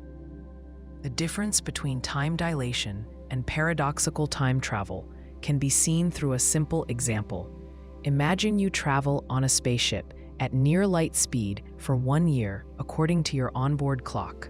When you return to Earth, you might find that decades have passed for everyone else. This is time dilation. You have moved into the future without affecting the past or creating logical problems. Now imagine instead that you want to go back to the day before you left. To do this, you would need to bend space-time into a loop so that your departure and arrival points connect in reverse order. This creates all sorts of paradoxes, like the grandfather paradox or Bootstrap paradox, because your actions in the past could affect your own ability to travel there in the first place. This type of backward travel is where logic begins to break down. Scientists study these ideas because they help us understand the limits of physics. For example, closed time-like curves are mathematical solutions that allow an object to return to its own past. These solutions suggest that backward time travel might be possible under very specific conditions. However, they also raise serious problems. If you can go back and interact with your past self, you might change events in ways that create contradictions. This is why some physicists believe there must be natural laws that prevent such loops from forming. The Novikov self-consistency principle is one example of a theory that would protect the timeline by ensuring that any actions taken in the past were always part of history. In this view, paradoxes could never occur because the universe would not allow them. In contrast, time dilation fits neatly into our current understanding of physics.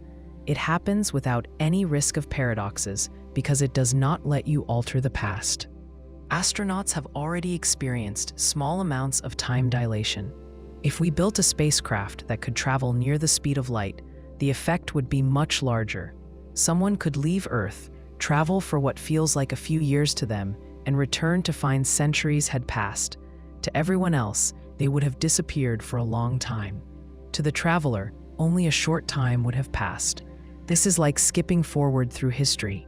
It feels strange, but it is completely consistent with relativity. The practical difference is important. Time dilation has measurable effects that must be accounted for in technology. GPS satellites, for example, orbit Earth at high speeds and experience slightly less gravity than we do on the surface. Their onboard clocks tick faster than those on the ground. Engineers must correct for this difference to ensure accurate location data. Without these adjustments, GPS systems would quickly become unreliable. This shows that relativity is not just theory, it has direct applications in everyday life. Backward time travel remains firmly in the realm of theory. While equations suggest it might be possible, the energy and conditions required are beyond anything we can achieve. Even if a stable wormhole or time loop could exist, there would still be questions about how the universe handles causality.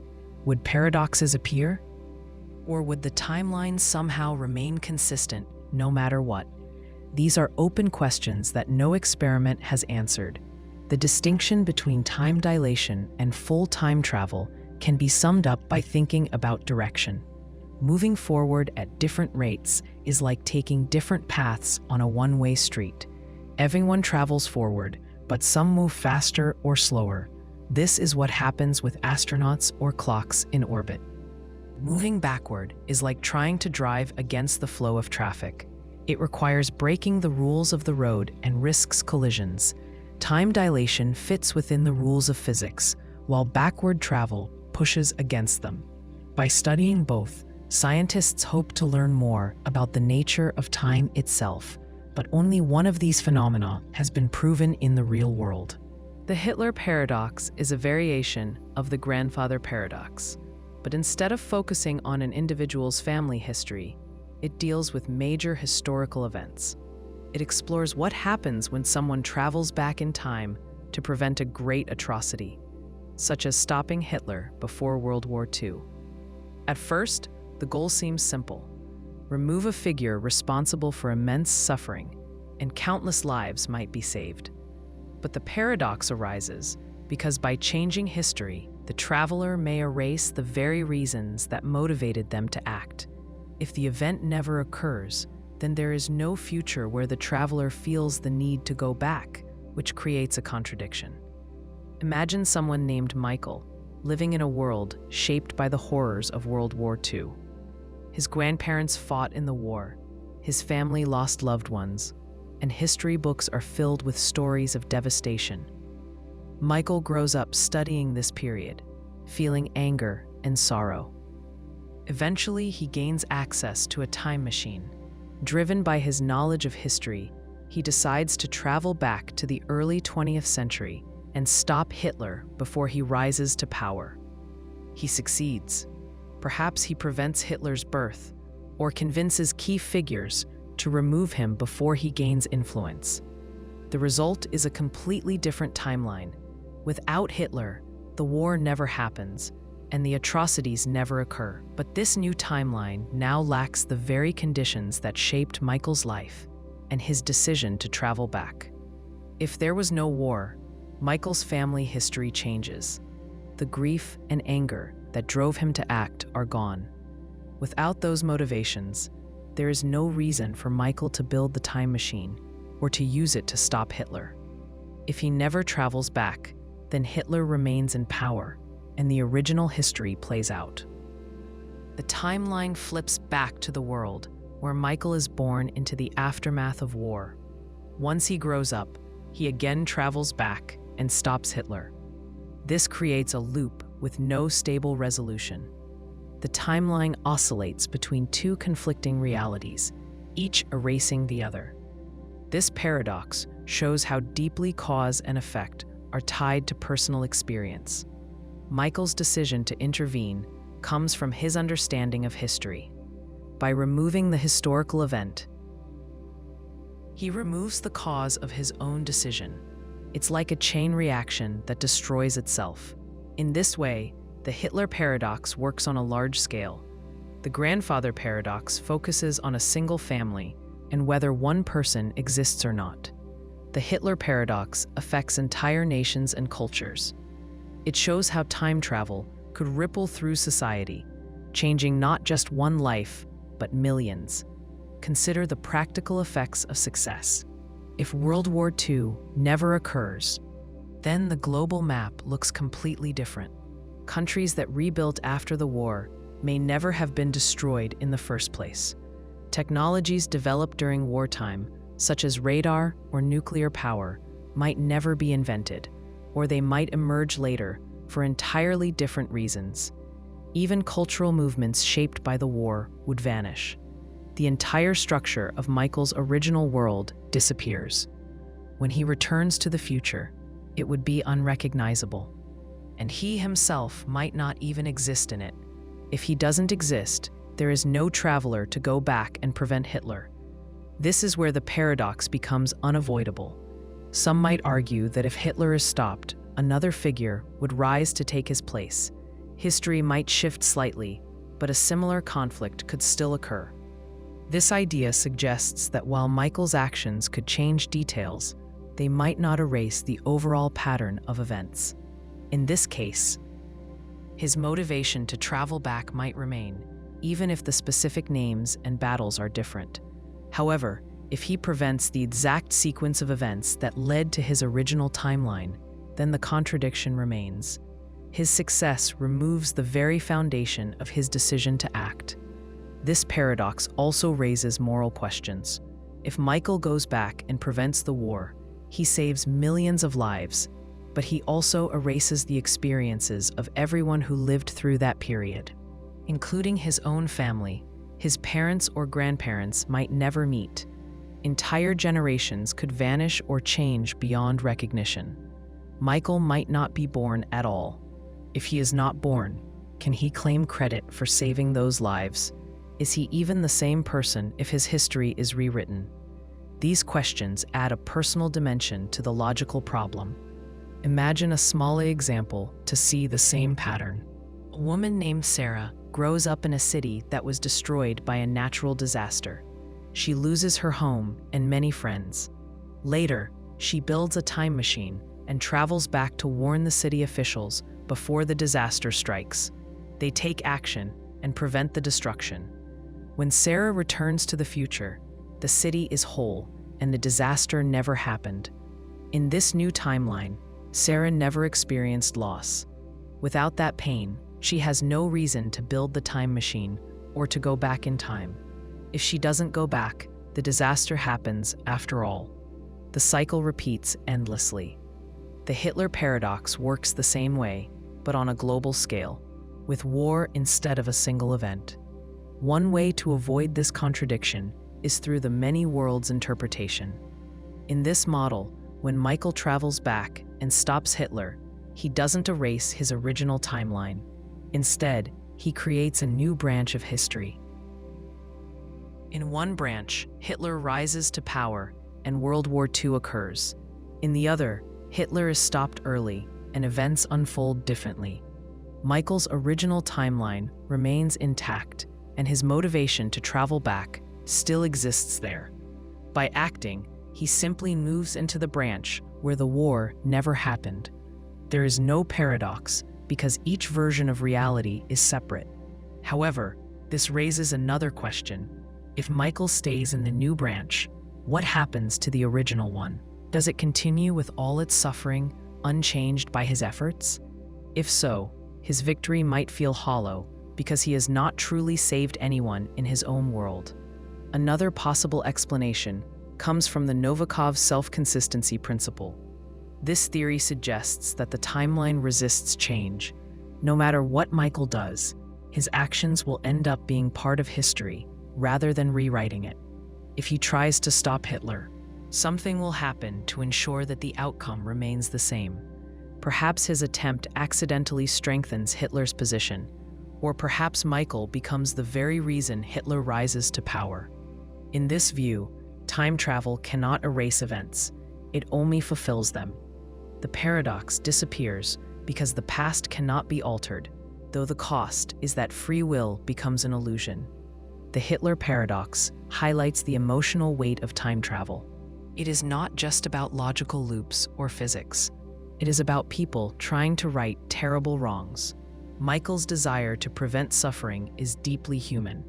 The paradox shows how even noble intentions can create impossible problems when applied to time travel. It forces us to consider whether some events are fixed, whether they can be changed without erasing the reasons for changing them, and whether a person can truly save the past without losing themselves in the process. By connecting personal motivation with global history, the paradox reveals the tangled relationship between cause, effect, and the choices we wish we could make. A temporal feedback loop happens when events in the past and future influence each other in a cycle, creating a chain reaction that never settles. It's like a ripple in a pond that circles back to where it started, only to create new ripples. In time travel, these loops can lead to unstable timelines because every action taken in one moment sends effects forward in time, and those effects then reach back to change the original event. The loop can keep repeating, growing more chaotic each time until it becomes impossible to tell what caused what. Imagine a scientist named Laura who builds a time machine. She travels 10 years into the past to warn her younger self about a critical experiment that will fail. Her younger self listens and makes changes to avoid the failure. At first, this seems like a success. The improved experiment produces new technology far earlier than in the original timeline. That new technology changes the future so much that by the time Laura grows older, she no longer feels the need to travel back and deliver the warning. Without the warning, the original failure happens again, erasing the improved timeline. Once the failure occurs, Laura has a reason to travel back and warn her younger self, starting the cycle all over again. This back and forth creates a temporal feedback loop where each version of events depends on the other, and neither can exist on its own. These loops can be small or large. A small loop might involve something as simple as a misplaced object. Picture a man who travels back a few hours to return a lost wallet to his past self. His past self uses the wallet to buy a lottery ticket, wins a large prize, and invests the money in creating the time machine.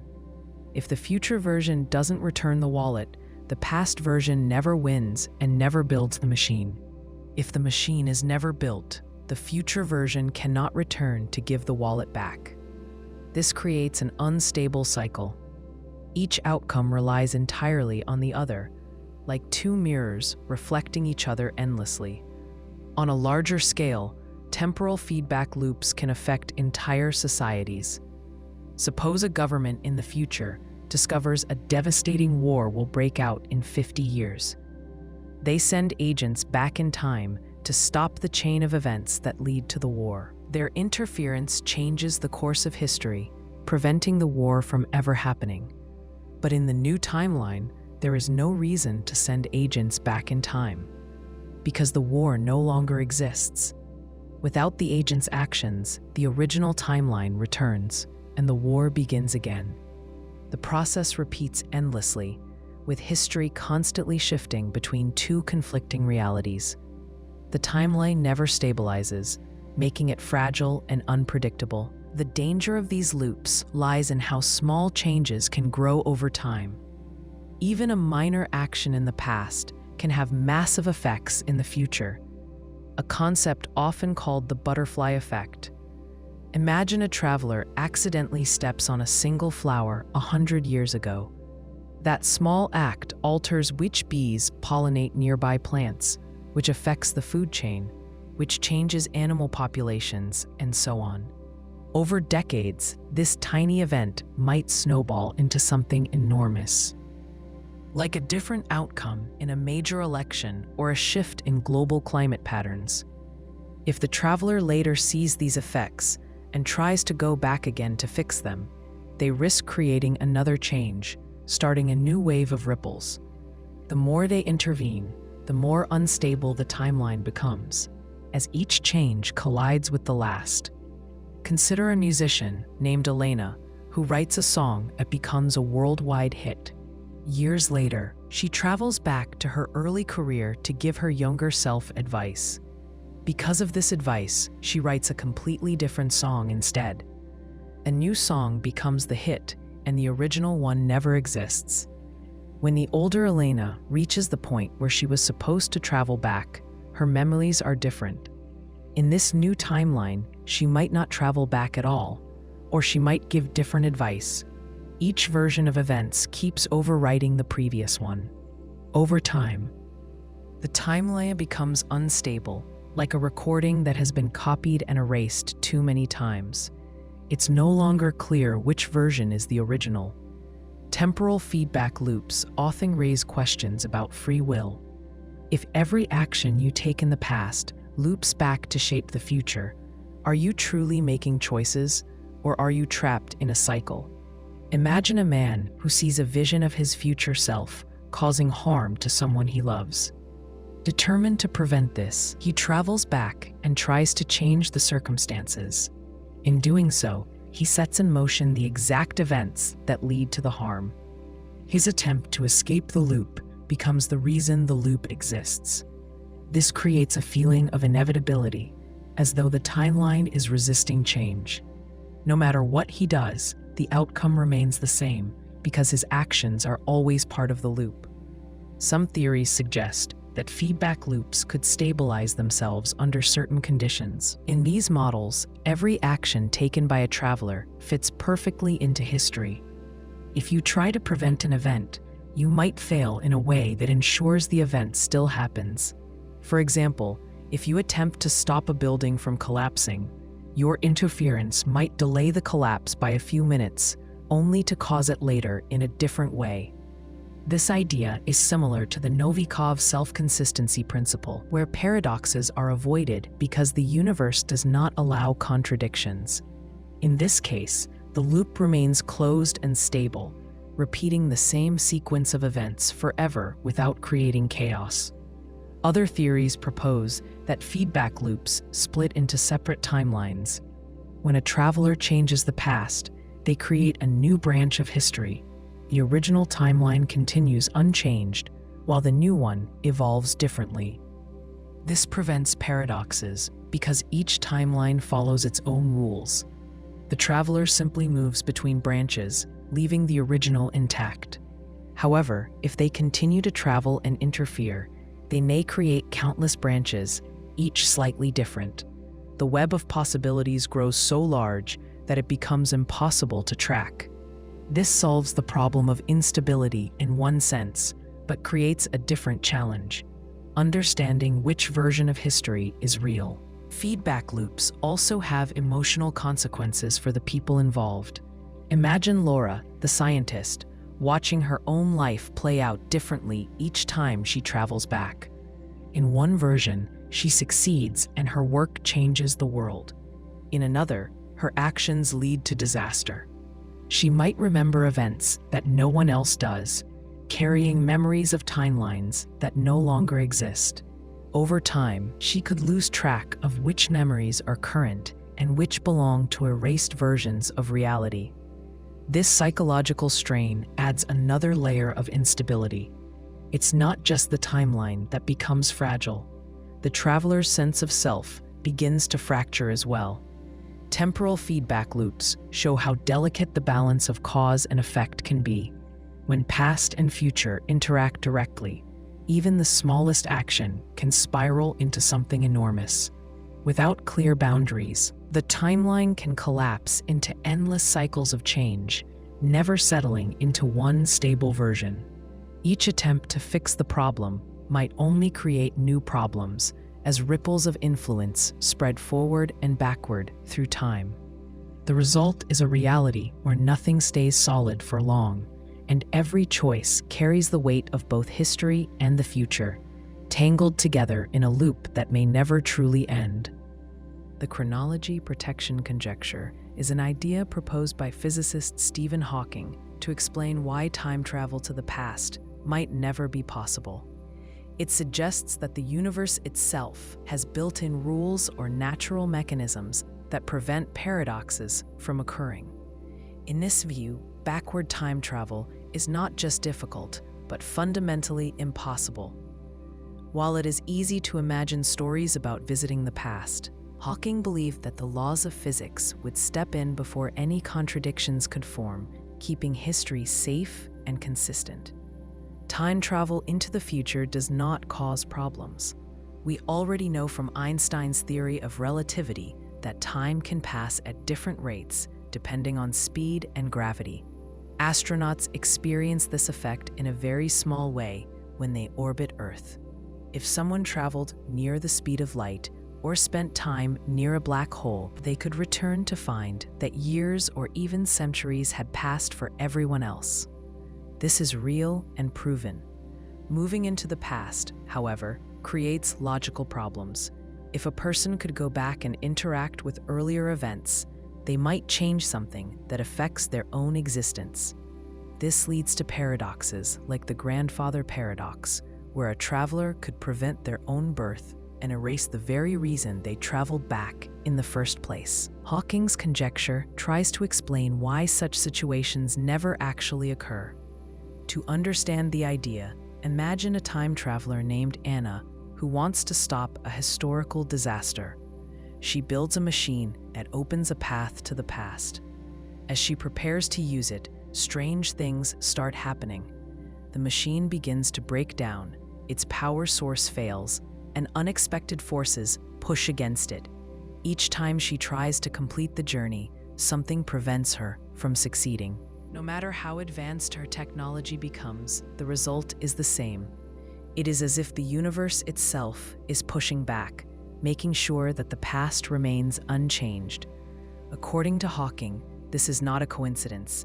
It is a sign of deep physical laws at work, laws that protect the timeline from contradiction. One possible explanation involves energy and stability. Some theories suggest that creating a closed loop in time, called a closed time-like curve, would require infinite energy. As the machine nears the point of allowing backward travel, the energy levels might rise without limit, tearing the system apart before the traveler can cross the threshold. In this way, the laws of physics prevent the paradox from forming by making the process physically impossible. It is similar to trying to reach the speed of light. No matter how much energy you add, you can get close, but you can never quite get there. Time travel to the past might have a similar barrier built into the fabric of space-time. Hawking's idea also fits with what we know about the behavior of the universe at small scales. In quantum mechanics, particles appear and disappear in unpredictable ways. Some theories suggest that if backward time travel were allowed, these random effects would grow uncontrollably. They could create infinite feedback loops of energy and information, making the system unstable. The result would be a breakdown of the very conditions needed for time travel. By preventing this, the universe keeps itself consistent and prevents paradoxes from spiraling out of control. Consider a simple example of how this might work. Imagine a traveler goes back in time to deliver a message that prevents a certain event. If the message succeeds, the traveler has no reason to go back, which erases the message. This kind of logical loop cannot be resolved. According to Hawking's conjecture, the moment before the traveler delivers the message, something would intervene. The time machine might fail, or the traveler might be stopped by unforeseen circumstances. The paradox never happens because the timeline never allows it to reach completion. From the traveler's point of view, it feels like bad luck or mechanical failure. From the universe's point of view, it is a form of self-protection. The chronology protection conjecture also offers an explanation for why we have no evidence of visitors from the future. If backward time travel were possible, we might expect to see travelers appearing in our present, changing history or revealing advanced knowledge. Since there are no reliable signs of this, Hawking argued that backward travel likely cannot occur. The lack of time travelers is itself evidence that the timeline is protected. Even if future civilizations develop incredible technology, they will still face the same fundamental limits imposed by the laws of physics. This idea also has implications for how we think about causality. In everyday life, we experience time as a chain of events moving forward. The past causes the present, and the present shapes the future. If backward time travel were allowed, this order could be broken. Effects could appear before their causes, creating confusion and logical contradictions. The chronology protection conjecture suggests that the universe does not permit this. It enforces a one-way direction of time to keep events orderly. Even if advanced technology could bend space-time, it would never allow events to flow backward in a way that disrupts causality. Consider a thought experiment with a scientist named Liam. He builds a small device designed to send a signal 1 minute into the past. If the signal arrives, he plans to press a button to cancel it. But if he cancels the signal, it cannot be sent in the first place. This creates a classic paradox. According to Hawking's idea, something you'd stop Liam from ever reaching the point of contradiction. The machine might short-circuit, or Liam might misinterpret the data. From his perspective, it would seem like a technical problem. In reality, it would be the universe maintaining consistency by blocking the paradox before it happens. The conjecture does not necessarily mean all forms of time travel are impossible. Traveling into the future through time dilation remains fully allowed.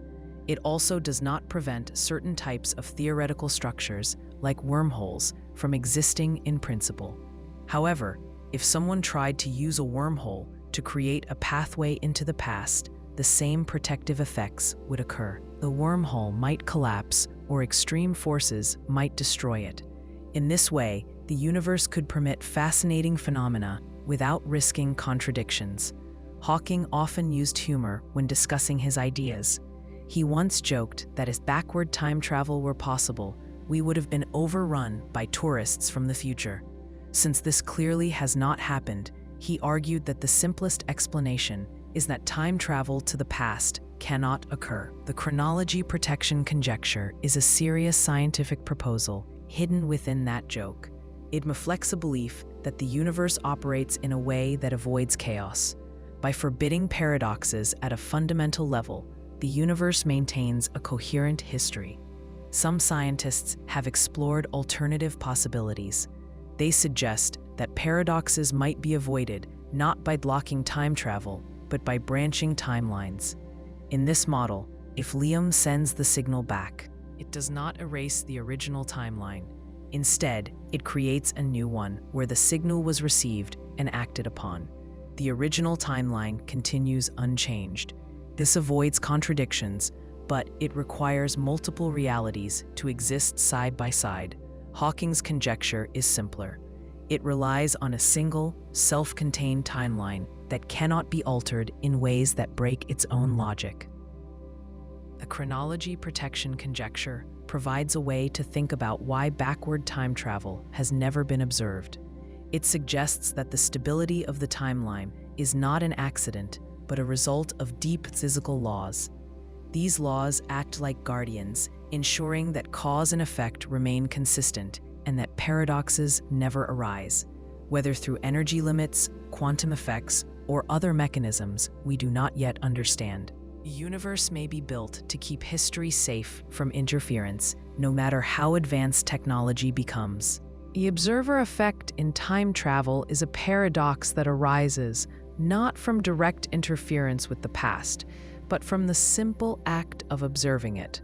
In everyday life, observing something usually seems harmless. You watch a sunset, read a book, or look at a photograph without changing the thing you are observing. In time travel, however, this is not always true. By seeing or interacting with the past, even in small ways, you can influence decisions in the present or future. This influence can create a chain of events that loops back on itself, leading to confusion about cause and effect. The paradox appears when the knowledge gained through observation changes the very outcome that made the observation possible.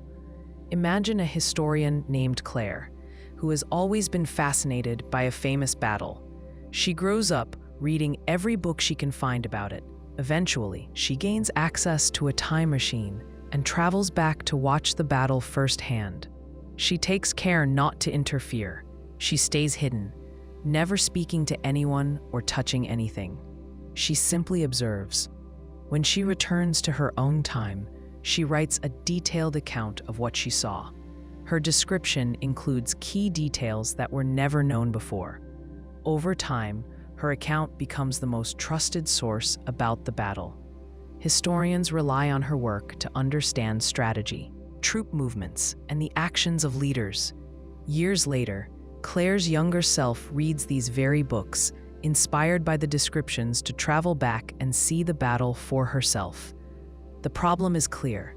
The information she recorded came from her own journey, but that journey only happened because of the information. The cycle has no starting point. The past was never altered directly, yet the timeline still forms a paradox. The paradox becomes even more complicated when the observer's presence subtly affects the events they are watching. Suppose Claire's shadow is spotted by a soldier during the battle. The soldier mistakes her for an enemy scout and changes his behavior, perhaps moving his troops in a way that alters the outcome. Claire never intended to interfere, but her simple presence influenced what happened. When she returns to the future, the history she learned no longer matches reality. This new version of events might still inspire her to travel back, but now she is observing something different. Each time she goes back, the outcome shifts again. The paradox is not about direct action, like saving or harming someone. It is about how fragile the past becomes when it is observed. Consider another example involving technology. A group of scientists uses a time-viewing device to look into the past. They cannot travel there physically, but they can watch past events as if viewing a recording. One day, they observe a future disaster by accident. The event hasn't happened yet in their own timeline, but they see it coming. Acting on this knowledge, they take steps to prevent it. Their prevention efforts work, so the disaster never occurs. Now the question arises, what exactly did they see in the device? If the disaster never happens, the image they saw has no source. Yet, without seeing it, they would never have acted to stop it. The paradox forms because the observation created the conditions that erased its own origin. The observer effect in time travel often plays out through decisions rather than physical actions. Imagine a man named David who goes back in time to observe his grandparents when they were young. He hides in the background, watching their lives unfold. During his visit, he learns a family secret that has been hidden for generations. When he returns to his own time, this knowledge changes how he behaves toward his relatives. He might confront someone, reveal the secret, or make choices he would not have made otherwise. These choices ripple outward, affecting the very people he observed in the past. Perhaps his actions change family relationships so much that the secret never exists in the first place. The paradox here is subtle. David didn't alter the past directly. He merely observed and gained knowledge, but that knowledge changed the future in ways that looped back to erase what he originally saw. Even non-human observers can create similar problems. Imagine a highly advanced time probe sent back to study an ancient civilization.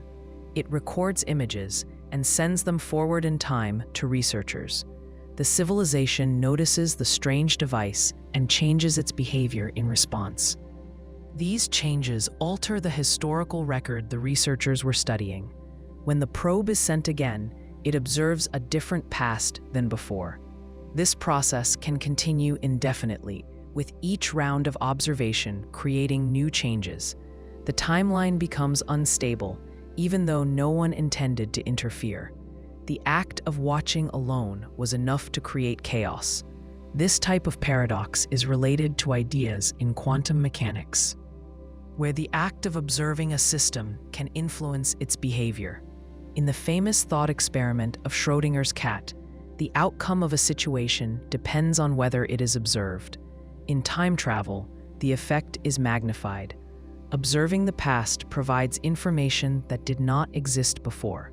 That information feeds into decisions and actions that shape the timeline. Even if the observer tries to remain passive, the knowledge itself becomes a form of interference. The paradox lies not in what the observer does, but in what they know. Imagine a scenario involving politics. A traveler goes back to observe a key election. They do not vote, speak, or interfere in any direct way. However, they bring back footage showing a candidate behaving dishonorably. In the present, they release this footage, which changes public opinion. As a result, the election in the past unfolds differently. In the new version of history, the dishonorable act never occurs, so there is no footage to bring back. The paradox appears again. The traveler's observation altered the event that produced the observation. History collapses into a loop with no clear starting point. Sometimes the paradox can arise even without the observer realizing it. Suppose a photographer goes back to take pictures of a famous building. One of their photos becomes iconic, inspiring the architect's original design decades earlier. The building exists because of the photo, and the photo exists because of the building. The photographer didn't set out to change anything, but by observing and recording, they became part of the history they were documenting. The past and future feed into each other in a closed circle. The observer effect highlights how fragile the timeline can be. It suggests that even passive involvement can have consequences. Seeing the past is not like watching a movie. In a movie, the story is fixed and unchanging. In time travel, the act of watching might change the story itself. The more people observe, the more unstable the timeline becomes. This instability can grow over time, especially if multiple observers visit the same event. Each observation adds new layers of influence, creating a complex web of cause and effect. The paradox also raises questions about responsibility.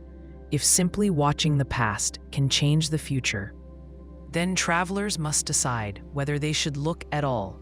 Imagine a historian who discovers evidence of an ancient crime by observing it directly. If they act on this evidence, they might alter modern legal systems or cultural beliefs. If they do nothing, they might allow a false history to persist. Either choice has consequences, and the observer cannot escape involvement. Even silence becomes a form of action, because the knowledge itself exists and shapes decisions. The observer effect shows that time travel is not just about machines or physics. It is also about perception and understanding. Knowledge is powerful. When knowledge comes from the past, it can reshape the future in unpredictable ways. A traveler might believe they are a neutral witness, but their very presence creates ripples. These ripples spread forward and backward through time, connecting events in ways that cannot be easily untangled. The paradox lies in the fact that simply seeing the past can change it, and once it is changed, the act of seeing may no longer make sense. The butterfly effect describes how small actions can lead to massive and unpredictable changes over time. It comes from the idea that a butterfly flapping its wings in one part of the world could set off a chain of events that eventually causes a hurricane somewhere else. When applied to time travel, the butterfly effect becomes even more dramatic. A single tiny change in the past can grow into enormous consequences in the future, often in ways no one could predict. This makes time travel dangerous, because even the most harmless act could reshape history. Imagine a traveler named Daniel who goes back in time just to take a short walk through a forest hundreds of years ago. He is careful not to speak to anyone or touch anything. As he walks, he accidentally steps on a single insect. To him, it feels meaningless, but that insect would have gone on to pollinate a particular plant, which would have fed certain animals, which would have supported a small group of hunters. Over years, that tiny disruption spreads. The hunters struggle without enough food, so they migrate earlier than they would have otherwise. Their move changes where villages are built, which alters trade routes, alliances, and conflicts. Generations later, the entire map of nations is different. When Daniel returns to his own time, he finds a world unrecognizable to him. All of it began with one careless step. This idea shows how sensitive the timeline is. In our daily lives, events seem stable and predictable because we see only the final results. When you travel into the past, you are touching the roots of a tree. A small cut near the base can eventually affect every branch, even if you cannot see it at first. Time magnifies small effects. Something as simple as moving a rock, coughing during a speech, or smiling at the right moment could grow into a change so large that it alters the entire course of history. Consider another example involving politics. A time traveler named Sarah visits a crowded marketplace centuries ago. She drops a single coin without noticing. A poor child finds the coin and uses it to buy food. Because of that meal, the child grows up strong and survives an illness that would have killed them. As an adult, they become a leader of a local group, which eventually influences a key battle. The outcome of that battle changes who becomes king, which affects laws, wars, and dynasties for centuries to come. When Sarah returns home, she sees a world shaped by her dropped coin. Something so small, so seemingly insignificant, has rewritten entire nations. The butterfly effect becomes especially dangerous when the traveler is aware of history and acts on purpose. Imagine a scientist who knows the details of a future invention. They go back in time and share this knowledge early, hoping to help humanity progress faster. At first, it seems like a gift. Technology develops decades ahead of schedule. But the sudden advancement creates new problems. Industries collapse because they cannot compete. Governments fight over resources. A war breaks out that never happened in the original timeline. The scientists' good intentions create chaos. By trying to improve the future, they accidentally make it worse, all because they underestimated how one change would spread through time. Even trying to fix mistakes can make things worse. Suppose Daniel returns to the past again, this time determined not to step on the insect. He moves carefully and avoids harming anything. But in doing so, he frightens a bird, which flies off and startles a nearby hunter. The hunter misses a crucial shot, which leads to a different chain of events. The future changes again, but in a completely new way. Daniel cannot control every factor, and no matter what he does, something will always shift. This shows why time travel is so unpredictable. The past is a complex web, and pulling one thread changes the whole pattern. The butterfly effect is not always negative. Sometimes a small action can prevent great harm. Imagine a traveler who saves a single person from an accident centuries ago. That person grows up to have children, and their descendants include a doctor who develops a life-saving cure. In this case, the traveler's action improves the future. But the key point is that the outcome was unpredictable. The traveler could not know in advance what would happen. A good result might occur by luck, but there is no way to guarantee it. The same action could just as easily lead to disaster. This uncertainty makes time travel risky because every choice has consequences beyond what anyone can foresee. The butterfly effect also raises questions about responsibility. If every small action matters, then a traveler becomes responsible for the entire chain of events that follows. Imagine a man named Lucas who travels back to study ancient cultures. He takes a piece of pottery as a souvenir, believing it harmless. When he returns, he discovers that removing the pottery prevented a key archaeological discovery. Without that discovery, certain historical theories never develop. This changes the education of future leaders, which in turn alters policies and decisions. Lucas realizes that his one small act has reshaped the modern world. Even though he never meant to interfere, he cannot undo what he has done. The past is fragile, and once it is touched, the effects cannot be reversed. This sensitivity to small changes also explains why paradoxes arise so easily.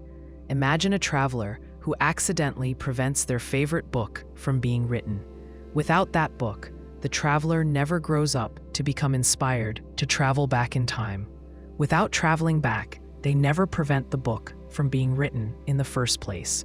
The timeline collapses into a loop because the initial change was so significant. Even if the traveler did nothing major, perhaps they only distracted the author for a single day. The effect can snowball until it creates a contradiction. The butterfly effect makes time travel not just a technical challenge, but also a moral one. Even observing the past can create ripples. A traveler who watches an event might reveal their presence without realizing it. A glance, a gesture, or a sound could influence someone's mood, leading them to make a slightly different decision. That decision could spread outward, just like the flapping of a butterfly's wings. The traveler might return home thinking they stayed hidden, only to find that history has changed dramatically. One of the most unsettling aspects of the butterfly effect is that it makes control impossible. No matter how careful a traveler tries to be, they cannot predict every consequence. Even if they plan every move, there are too many variables. Weather patterns, human emotions, and random events all interact in ways too complex to track. A small action can collide with countless other factors to produce unexpected results. This is why stories about time travel often end with unintended outcomes. The past resists precise control because it is shaped by countless small forces, each influencing the others. In practical terms, this means that time travel might always carry a risk of paradox. If every action in the past sends ripples forward, then some ripple might eventually collide with the traveler's own history. That collision could erase their motivation to travel, alter their memories, or even prevent their birth. The butterfly effect turns even the simplest journey into a gamble.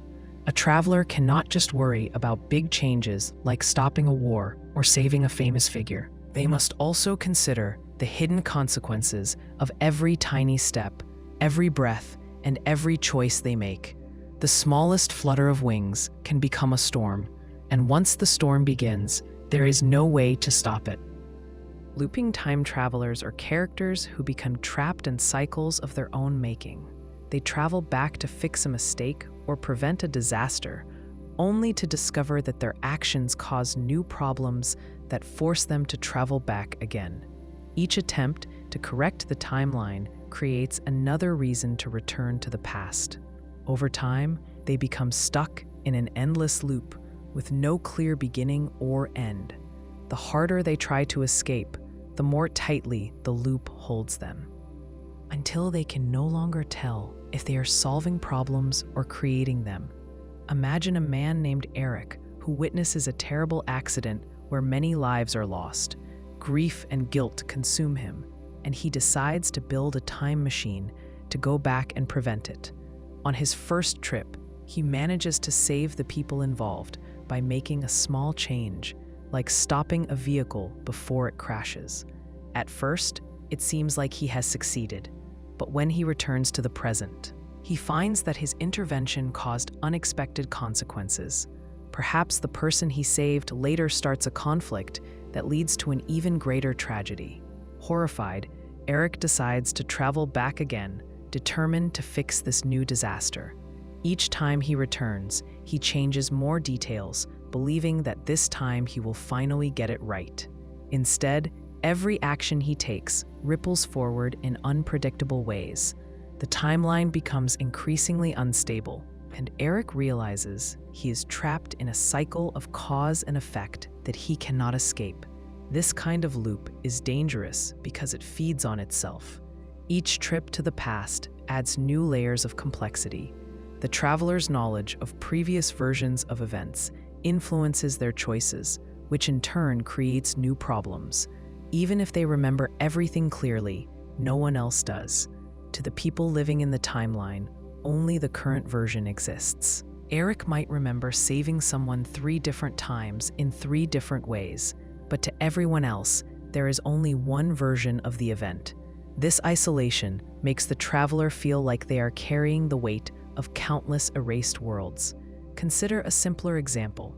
A woman named Lila travels back to prevent herself from missing an important meeting. In her first attempt, she leaves home earlier, but she is delayed by a sudden storm. In her second attempt, she changes her route to avoid the storm, but is caught in traffic caused by an accident she didn't anticipate. On her third attempt, she avoids both the storm and the traffic, only to discover that leaving so early causes her to arrive before the building opens, forcing her to wait and still miss the meeting. Each time she tries to fix the problem, her new choices create new obstacles. The situation repeats endlessly, and no matter what she does, she cannot reach a version of events where she makes it on time. The loop becomes a trap, not because of a single catastrophic event, but because of how her repeated interventions keep generating new outcomes. Sometimes, the loop involves multiple travelers. Imagine 2 scientists, Nora and Jacob, who both have access to time machines. Nora travels back to stop a dangerous experiment from happening. When Jacob sees the experiment fail mysteriously, he assumes sabotage and travels back to prevent interference. His actions clash with Nora's, and each of them keeps returning to the past to undo what the other has done. Their conflict spirals, with each trip creating more chaos. From an outside perspective, history appears to shift back and forth, never settling into a stable form. For Nora and Jacob, the loop feels endless because every solution is undone by the other's next move. These loops can create paradoxes where the traveler's actions erase their own motivations. Imagine Eric again. Suppose after many attempts, he finally creates a timeline where the original accident never occurs. In this new version of events, there is no reason for him to travel back in the first place. Without that reason, he never builds the time machine or takes the trip. If he doesn't take the trip, the accident happens again, restoring his original motivation. The loop closes in on itself, repeating forever. Eric might feel like he is making progress, but from the timeline's perspective, nothing ever truly changes. It's like running on a treadmill. Lots of motion, but no forward movement. The emotional toll on a looping traveler is immense. With each trip, they carry memories that no one else shares. They might form relationships that are erased when the timeline resets. Imagine Eric spending months in a version of the past where he befriends someone deeply. When he travels back again and changes events, that person no longer remembers him. To them, he is a stranger, while to Eric, their bond was real and meaningful. This repeated loss can drive a traveler to desperation. In some cases, they might keep looping, not because they believe they can fix things, but because they cannot bear to stop and face the finality of what they have done. Loops can also create strange physical effects. In some theories of time travel, every trip leaves traces, like overlapping footprints on a path. As the traveler makes more and more trips, the timeline becomes crowded with these traces. Small inconsistencies appear. A building might stand in one moment and vanish in the next. People might have conflicting memories of the same event. These glitches are signs that the loop is destabilizing reality itself. If the cycle continues too long, the timeline could fracture completely, splitting into multiple versions or collapsing into chaos.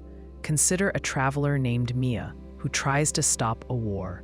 On her first trip, she prevents a key assassination.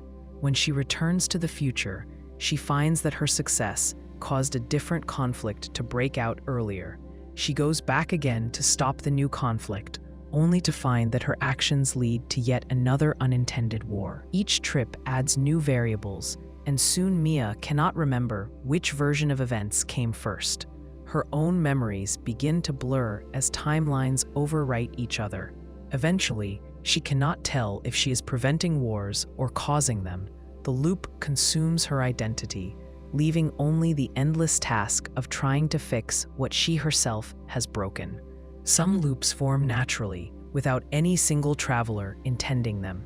Imagine a message sent back in time to warn about a disaster. The warning changes events just enough to alter the disaster's cause. This new cause prompts another message to be sent back, which changes events again. The process repeats endlessly, with no final version of history. In this case, the loop is made of information rather than a single person. The timeline itself is caught in a feedback cycle, shifting continuously. Looping time travelers embody the core danger of time travel. Their desire to fix problems creates the very instability they hope to prevent. Each attempt to control the timeline adds new complications. Over time, the loop becomes self-sustaining. Even if the traveler stops trying, the effects of their earlier trips continue to ripple forward and backward. The paradox deepens with every iteration. The past, present, and future merge into a single tangled knot. And the traveler is left wondering if they were ever truly in control or if the loop was guiding them all along. The time tourism paradox asks a simple question with complicated implications. If time travel were possible and accessible, why don't we see any evidence of time tourists today? If people in the future eventually build reliable time machines, it seems likely that some of them would travel back to witness important events or even just to explore the past for fun. We might expect to see visitors at major historical moments or even in our everyday lives, but there are no confirmed sightings. This absence creates a puzzle. Either time travel is impossible or something prevents travelers from revealing themselves. Imagine a future where time travel is as common as air travel. Wealthy people might book trips to see the signing of the Declaration of Independence, the construction of the pyramids, or the eruption of Mount Vesuvius. Tour groups might gather in hidden viewing areas, careful to stay out of sight while they watch history unfold. If that kind of tourism existed, certain moments in history would become crowded with unseen observers. Yet our historical records show no signs of crowds of mysterious people with strange clothing or advanced gadgets. There are no reliable accounts of visitors appearing out of nowhere or behaving in ways that suggest they are from another time. A lack of evidence suggests either extreme secrecy or that such travel never happens. Consider the idea of a temporal national park. Future governments might designate certain events as protected zones, allowing time tourists to watch but not interfere. Strict rules would be enforced to prevent changes to the timeline. Visitors would have to remain hidden or use cloaking technology to avoid being noticed. If they followed these rules perfectly, we would never see them. This could explain the lack of evidence, but it raises another question. Can secrecy really be perfect? In any group of tourists, there are bound to be accidents. Someone might leave behind a piece of advanced technology, say the wrong thing, or even get stuck in the past. Over centuries of visits, even a small number of mistakes should leave traces. The fact that we see none makes the secrecy explanation harder to believe. Another possibility is that travelers are present, but we mistake them for ordinary people. Imagine a visitor blending in by wearing period clothing and speaking the local language. They could walk through a medieval market or a modern city without attracting attention. If they are careful, no one would know they were from another time. However, the more different the time period, the harder it becomes to blend in. A traveler from a distant future might have subtle mannerisms, accents, or knowledge gaps that give them away.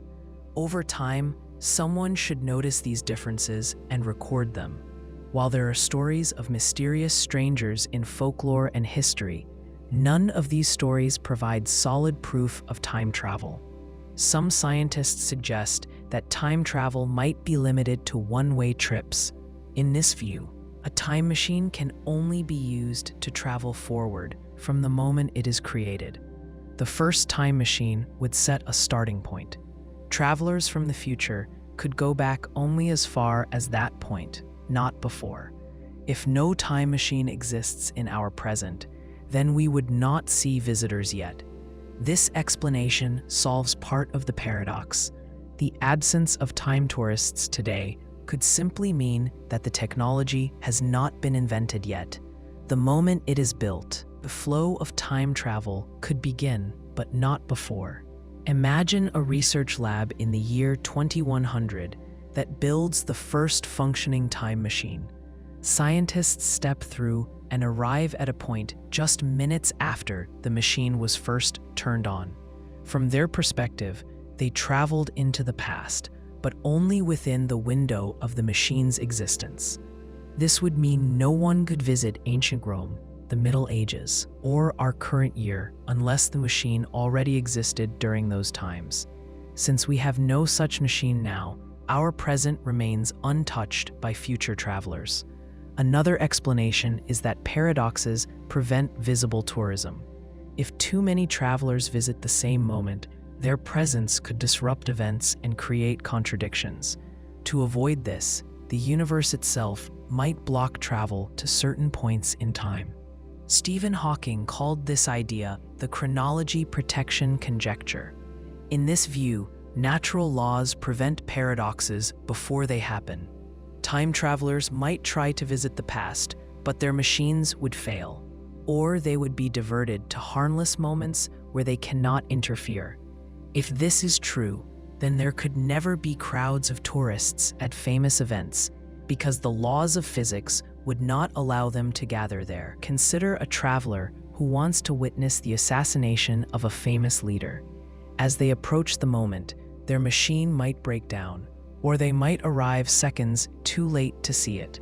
They could never be at the exact place and time needed to alter history, or even to witness it directly. Over thousands of attempts, this effect would keep the timeline stable. From our point of view, no tourists would ever appear because they are always blocked before they reach us. The paradox also raises questions about human behavior.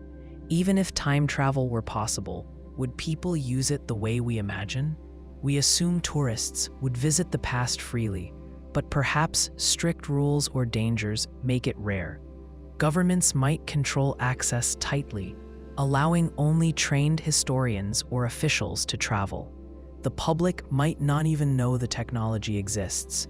Imagine a classified program where agents travel to the past only to observe, never to interfere. These agents might use advanced disguises or remain invisible, leaving no trace of their presence. If such a program exists, it would explain why we see no evidence today. The paradox remains unresolved because the truth is hidden by design. Some theories suggest that when a traveler goes back, they create a new timeline. In this model, a person visiting the past does not change their own history. Instead, they create a branch where events unfold differently. For example, a tourist might visit ancient Egypt and accidentally reveal advanced knowledge to a local builder. This action changes that branch of history, but it has no effect on the traveler's original timeline. When they return home, their world remains exactly as it was. This means that we, in our timeline, would never see evidence of their visit. All their actions would be contained in a separate reality, sealed off from ours. Imagine two parallel books, each telling a different story. A traveler can jump between the books, but the words on one page never spill over to the other. In this way, time travel could happen constantly without us ever knowing. We remain inside our own timeline, unaware of the countless alternate versions branching off whenever someone visits the past. The time tourism paradox is unsettling because it forces us to question assumptions about evidence and possibility. If time travel is ever invented, human curiosity almost guarantees that someone will want to visit the past. Even one visitor should leave signs, a misplaced object, a strange story, a sudden change in events. The complete absence of such signs is hard to ignore. It suggests that either backward time travel is impossible or that its effects are carefully hidden. Perhaps the first time machine has not been built yet. Perhaps travelers are here now, invisible or disguised. Or perhaps the universe itself prevents them from appearing. Whatever the answer, the silence around us speaks just as loudly as the paradox itself. Quantum mechanics is the branch of physics that deals with the smallest building blocks of the universe, such as atoms and subatomic particles. It often produces results that seem strange compared to everyday experience. In the world we see, things appear solid and predictable. A ball either rolls left or right, and a coin shows heads or tails. In the quantum world, particles can exist in a state called superposition, where they are in multiple states at once until they are observed or measured. This behavior has led some scientists to suggest that quantum mechanics might offer a way to understand time travel and avoid paradoxes. Paradoxes arise when actions in the past create contradictions. For example, the classic grandfather paradox asks what happens if a person travels back in time and prevents their own birth. In normal logic, this is impossible. You cannot both exist and not exist at the same time. Quantum mechanics introduces the idea that outcomes do not have to be absolute until they are observed. Before observation, many possibilities exist together as probabilities. This concept might provide a way for time travel to occur without breaking the rules of cause and effect. Imagine a time traveler named Maya who goes back to stop a historical disaster. In a classical view of the universe, there are only two outcomes. Either she succeeds or she fails. If she succeeds, the disaster never happens and she has no reason to travel back, creating a paradox. If she fails, history stays the same and the loop remains stable. Quantum mechanics offers a third option. When Maya travels back, the universe splits into a superposition of both possibilities. In one version, she succeeds. In another, she fails. Both outcomes exist at the same time, but Maya experiences only one of them when she returns. There is no contradiction because each outcome has its own separate thread of reality. This idea connects to the many worlds interpretation of quantum theory. In this view, every time a decision is made or an event occurs, the universe branches into different versions, each containing a different result. When you flip a coin, one universe contains the result heads and another contains tails. You only experience one branch, but both are equally real. Applied to time travel, this means that when Maya changes the past, she does not overwrite her original timeline. Instead, she creates a new branch where her actions take effect. The original timeline continues unchanged. Paradoxes vanish because there is no single timeline to contradict itself. Consider a smaller example. A scientist builds a machine to send a particle back in time by 1 second. In a classical universe, this would create problems. If the particle appears before it is sent, where did it come from? Quantum theory suggests that before the particle is observed, it exists as a probability wave. The moment it appears in the past, it becomes part of a superposition of states. The timeline contains both the version where the particle was sent and the version where it was not. When the scientist measures the system, the wave collapses into one consistent outcome. From this perspective, the paradox is avoided because the universe never had to choose between conflicting events until the final observation. Another way quantum mechanics might resolve paradoxes involves uncertainty. At the quantum level, it is impossible to know certain properties of a particle with perfect accuracy. For example, you cannot know both its exact position and exact speed at the same time. This uncertainty could act as a natural safeguard against paradoxes.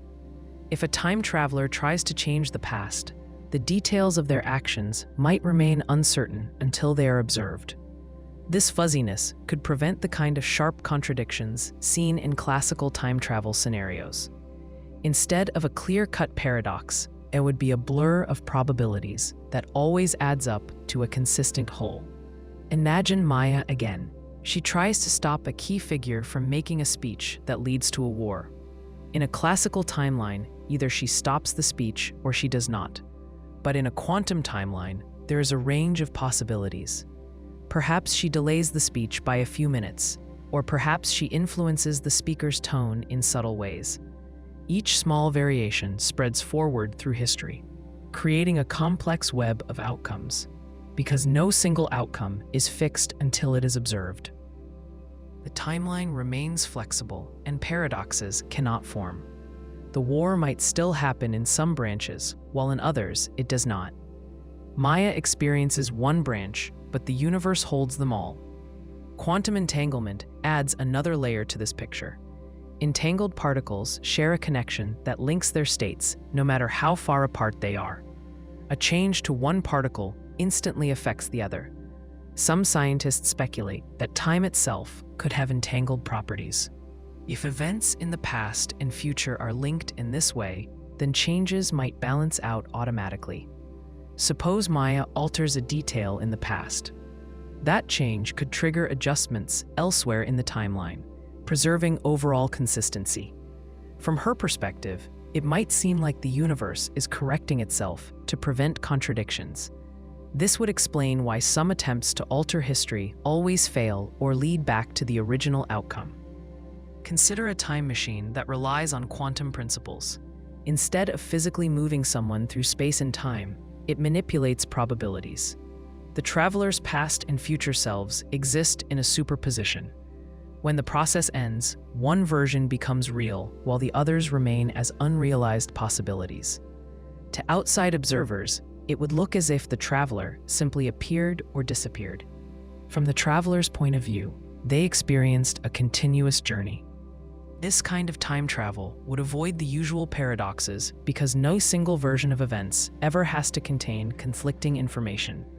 Some experiments have already hinted at how quantum mechanics might handle time loops. Physicists have modeled scenarios where particles interact with their past selves. In these models, the particles never create contradictions.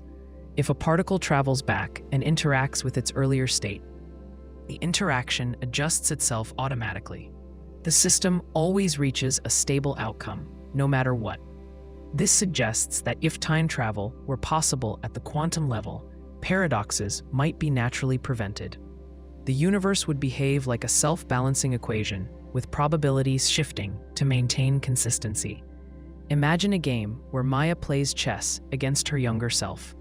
If she wins too easily, her younger self might lose motivation and never practice, meaning she never grows strong enough to win in the first place. In a classical timeline, this creates a contradiction. In a quantum timeline, the match might unfold as a mix of moves and outcomes. Some possibilities lead to victory, others to defeat. The final state emerges only when the game is finished. Both versions of Maya exist in superposition during the process. There is no single moment where the paradox takes hold because all outcomes are present at once until they collapse into a final result. This way of thinking changes how we view time itself.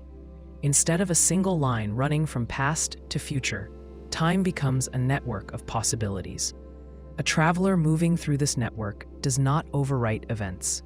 They simply move between different branches, each containing a consistent version of history. From their perspective, it feels like they are changing the past. In reality, they are stepping into another possibility that was always there. Quantum mechanics does not make time travel easy or simple. It does not remove the technical challenges of building a machine or surviving the journey, but it offers a framework where paradoxes are not inevitable. By allowing multiple outcomes to exist at once, it gives time travel room to occur without breaking logic. The universe does not need to choose between conflicting versions of events because it holds them all in balance.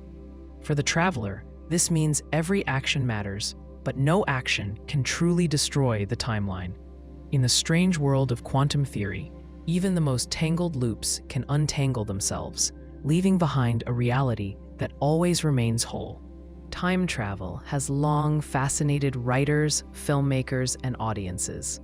In science fiction, characters jump between centuries, meet their younger selves, or alter the course of history with a single action. These stories are full of paradoxes, dramatic twists, and moments where cause and effect are turned upside down. Fiction explores time travel freely, without being limited by the rules of nature. Science, on the other hand, takes a far more cautious view.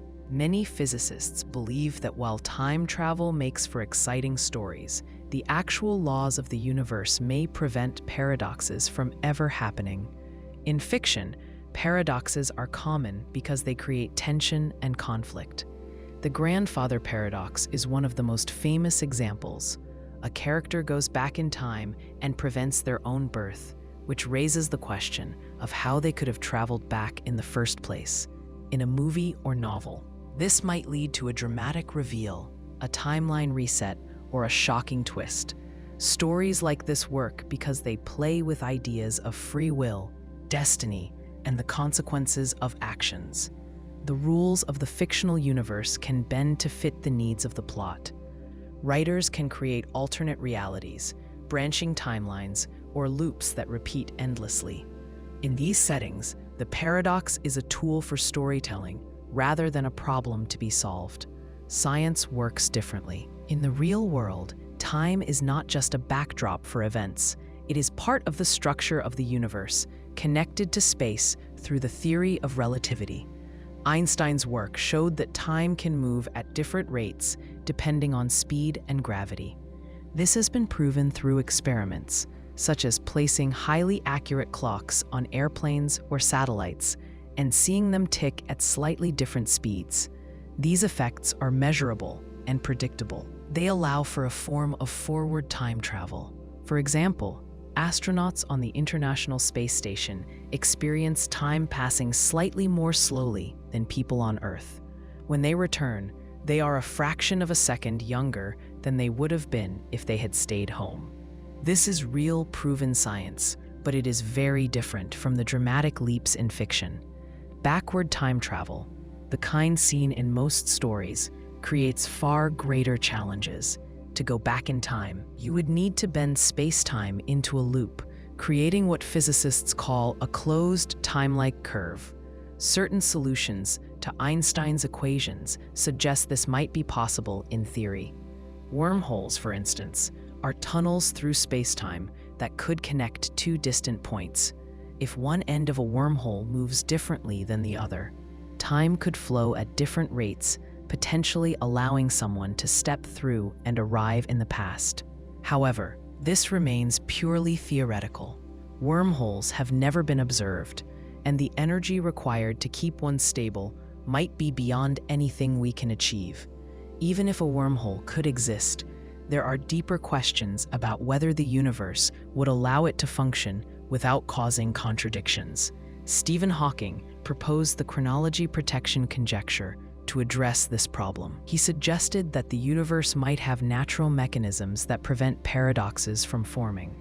As someone tries to create a time loop, forces like radiation or quantum effects could grow uncontrollably, destroying the loop before it becomes dangerous. In this view, backward time travel is blocked at the last moment, no matter how advanced the technology. Hawking once joked that the lack of time tourists was evidence that time travel to the past is impossible. If it were possible, he argued, we would have seen people from the future already. This idea contrasts sharply with how time travel works in fiction. In movies, characters often move freely between past and future, altering events and creating dramatic ripple effects. A hero might save a life, prevent a disaster, or accidentally change history in unexpected ways. The butterfly effect is a common theme where even the smallest action in the past leads to massive changes in the future. These stories rely on the timeline being fragile and malleable. The drama comes from seeing how one choice reshapes everything. In real science, the timeline might not work that way. If the laws of nature enforce consistency, then no matter what a traveler does, their actions would fit neatly into history without creating contradictions. This concept is central to the Novikov self-consistency principle, which suggests that events are fixed. A traveler might believe they are changing the past, but in reality, they are fulfilling it. Consider a scenario from fiction. A scientist travels back to stop a major war. She gives a warning to leaders who act on her advice and prevent the conflict. When she returns to her own time, she finds that the war never happened. This is a classic plot twist. In science, the situation might play out differently. If the Novikov principle holds, her warning would be part of the original chain of events. Perhaps the leaders she spoke to were always meant to hear her message. The war was always destined to be avoided because of her actions. She did not change history, she simply became a part of it. This eliminates the paradox, but also limits free will. The traveler cannot alter the past because the past is already complete. Another difference between fiction and science lies in probability. Quantum mechanics introduces uncertainty at the smallest scales. Some theories suggest that when a traveler goes back in time, the universe might branch into different timelines. In this model, the traveler creates a new version of reality where their actions take effect. The original timeline remains unchanged. This solves the paradox by separating the conflicting outcomes. In fiction, this idea often appears as parallel worlds. Characters might see multiple versions of themselves or move between alternate histories. In science, this remains a theoretical concept, with no direct evidence that branching timelines are real. Even if backward time travel were possible, there are practical problems. The energy required might be so great that it could never be achieved. The forces near a wormhole or other time machine could be deadly to anyone attempting the journey. The machine itself might have to be massive, perhaps the size of a planet or star. These barriers make time travel far less accessible than fiction suggests. In movies, a character might step into a small device and instantly appear in another era. In reality, the process could be far more complex and dangerous. A lack of evidence for time travelers today is another key difference. Fiction often depicts time tourists visiting famous events or even mingling with people in the present. In our world, there are no reliable reports of visitors from the future. This silence supports the idea that time travel to the past is either impossible or tightly controlled. If it were common, there would likely be mistakes, accidents, or traces left behind. The fact that we see none suggests that the timeline may be protected by natural laws or by strict rules enforced by future societies. Fiction allows us to explore what-if scenarios without limits. It gives us stories where people rewrite their destinies, undo mistakes, or see the consequences of their choices played out in dramatic ways. These stories help us think about the nature of time, memory, and responsibility. Science, in contrast, looks for patterns and rules that explain how the universe actually works. While some theories leave room for exotic possibilities, most physicists believe that actual paradoxical time travel is unlikely. The laws of nature seem to favor stability and consistency. Even if time machines could exist in some form, they might operate in ways very different from what we imagine in fiction. The tension between these two views keeps the subject fascinating, blending imagination with the search for truth.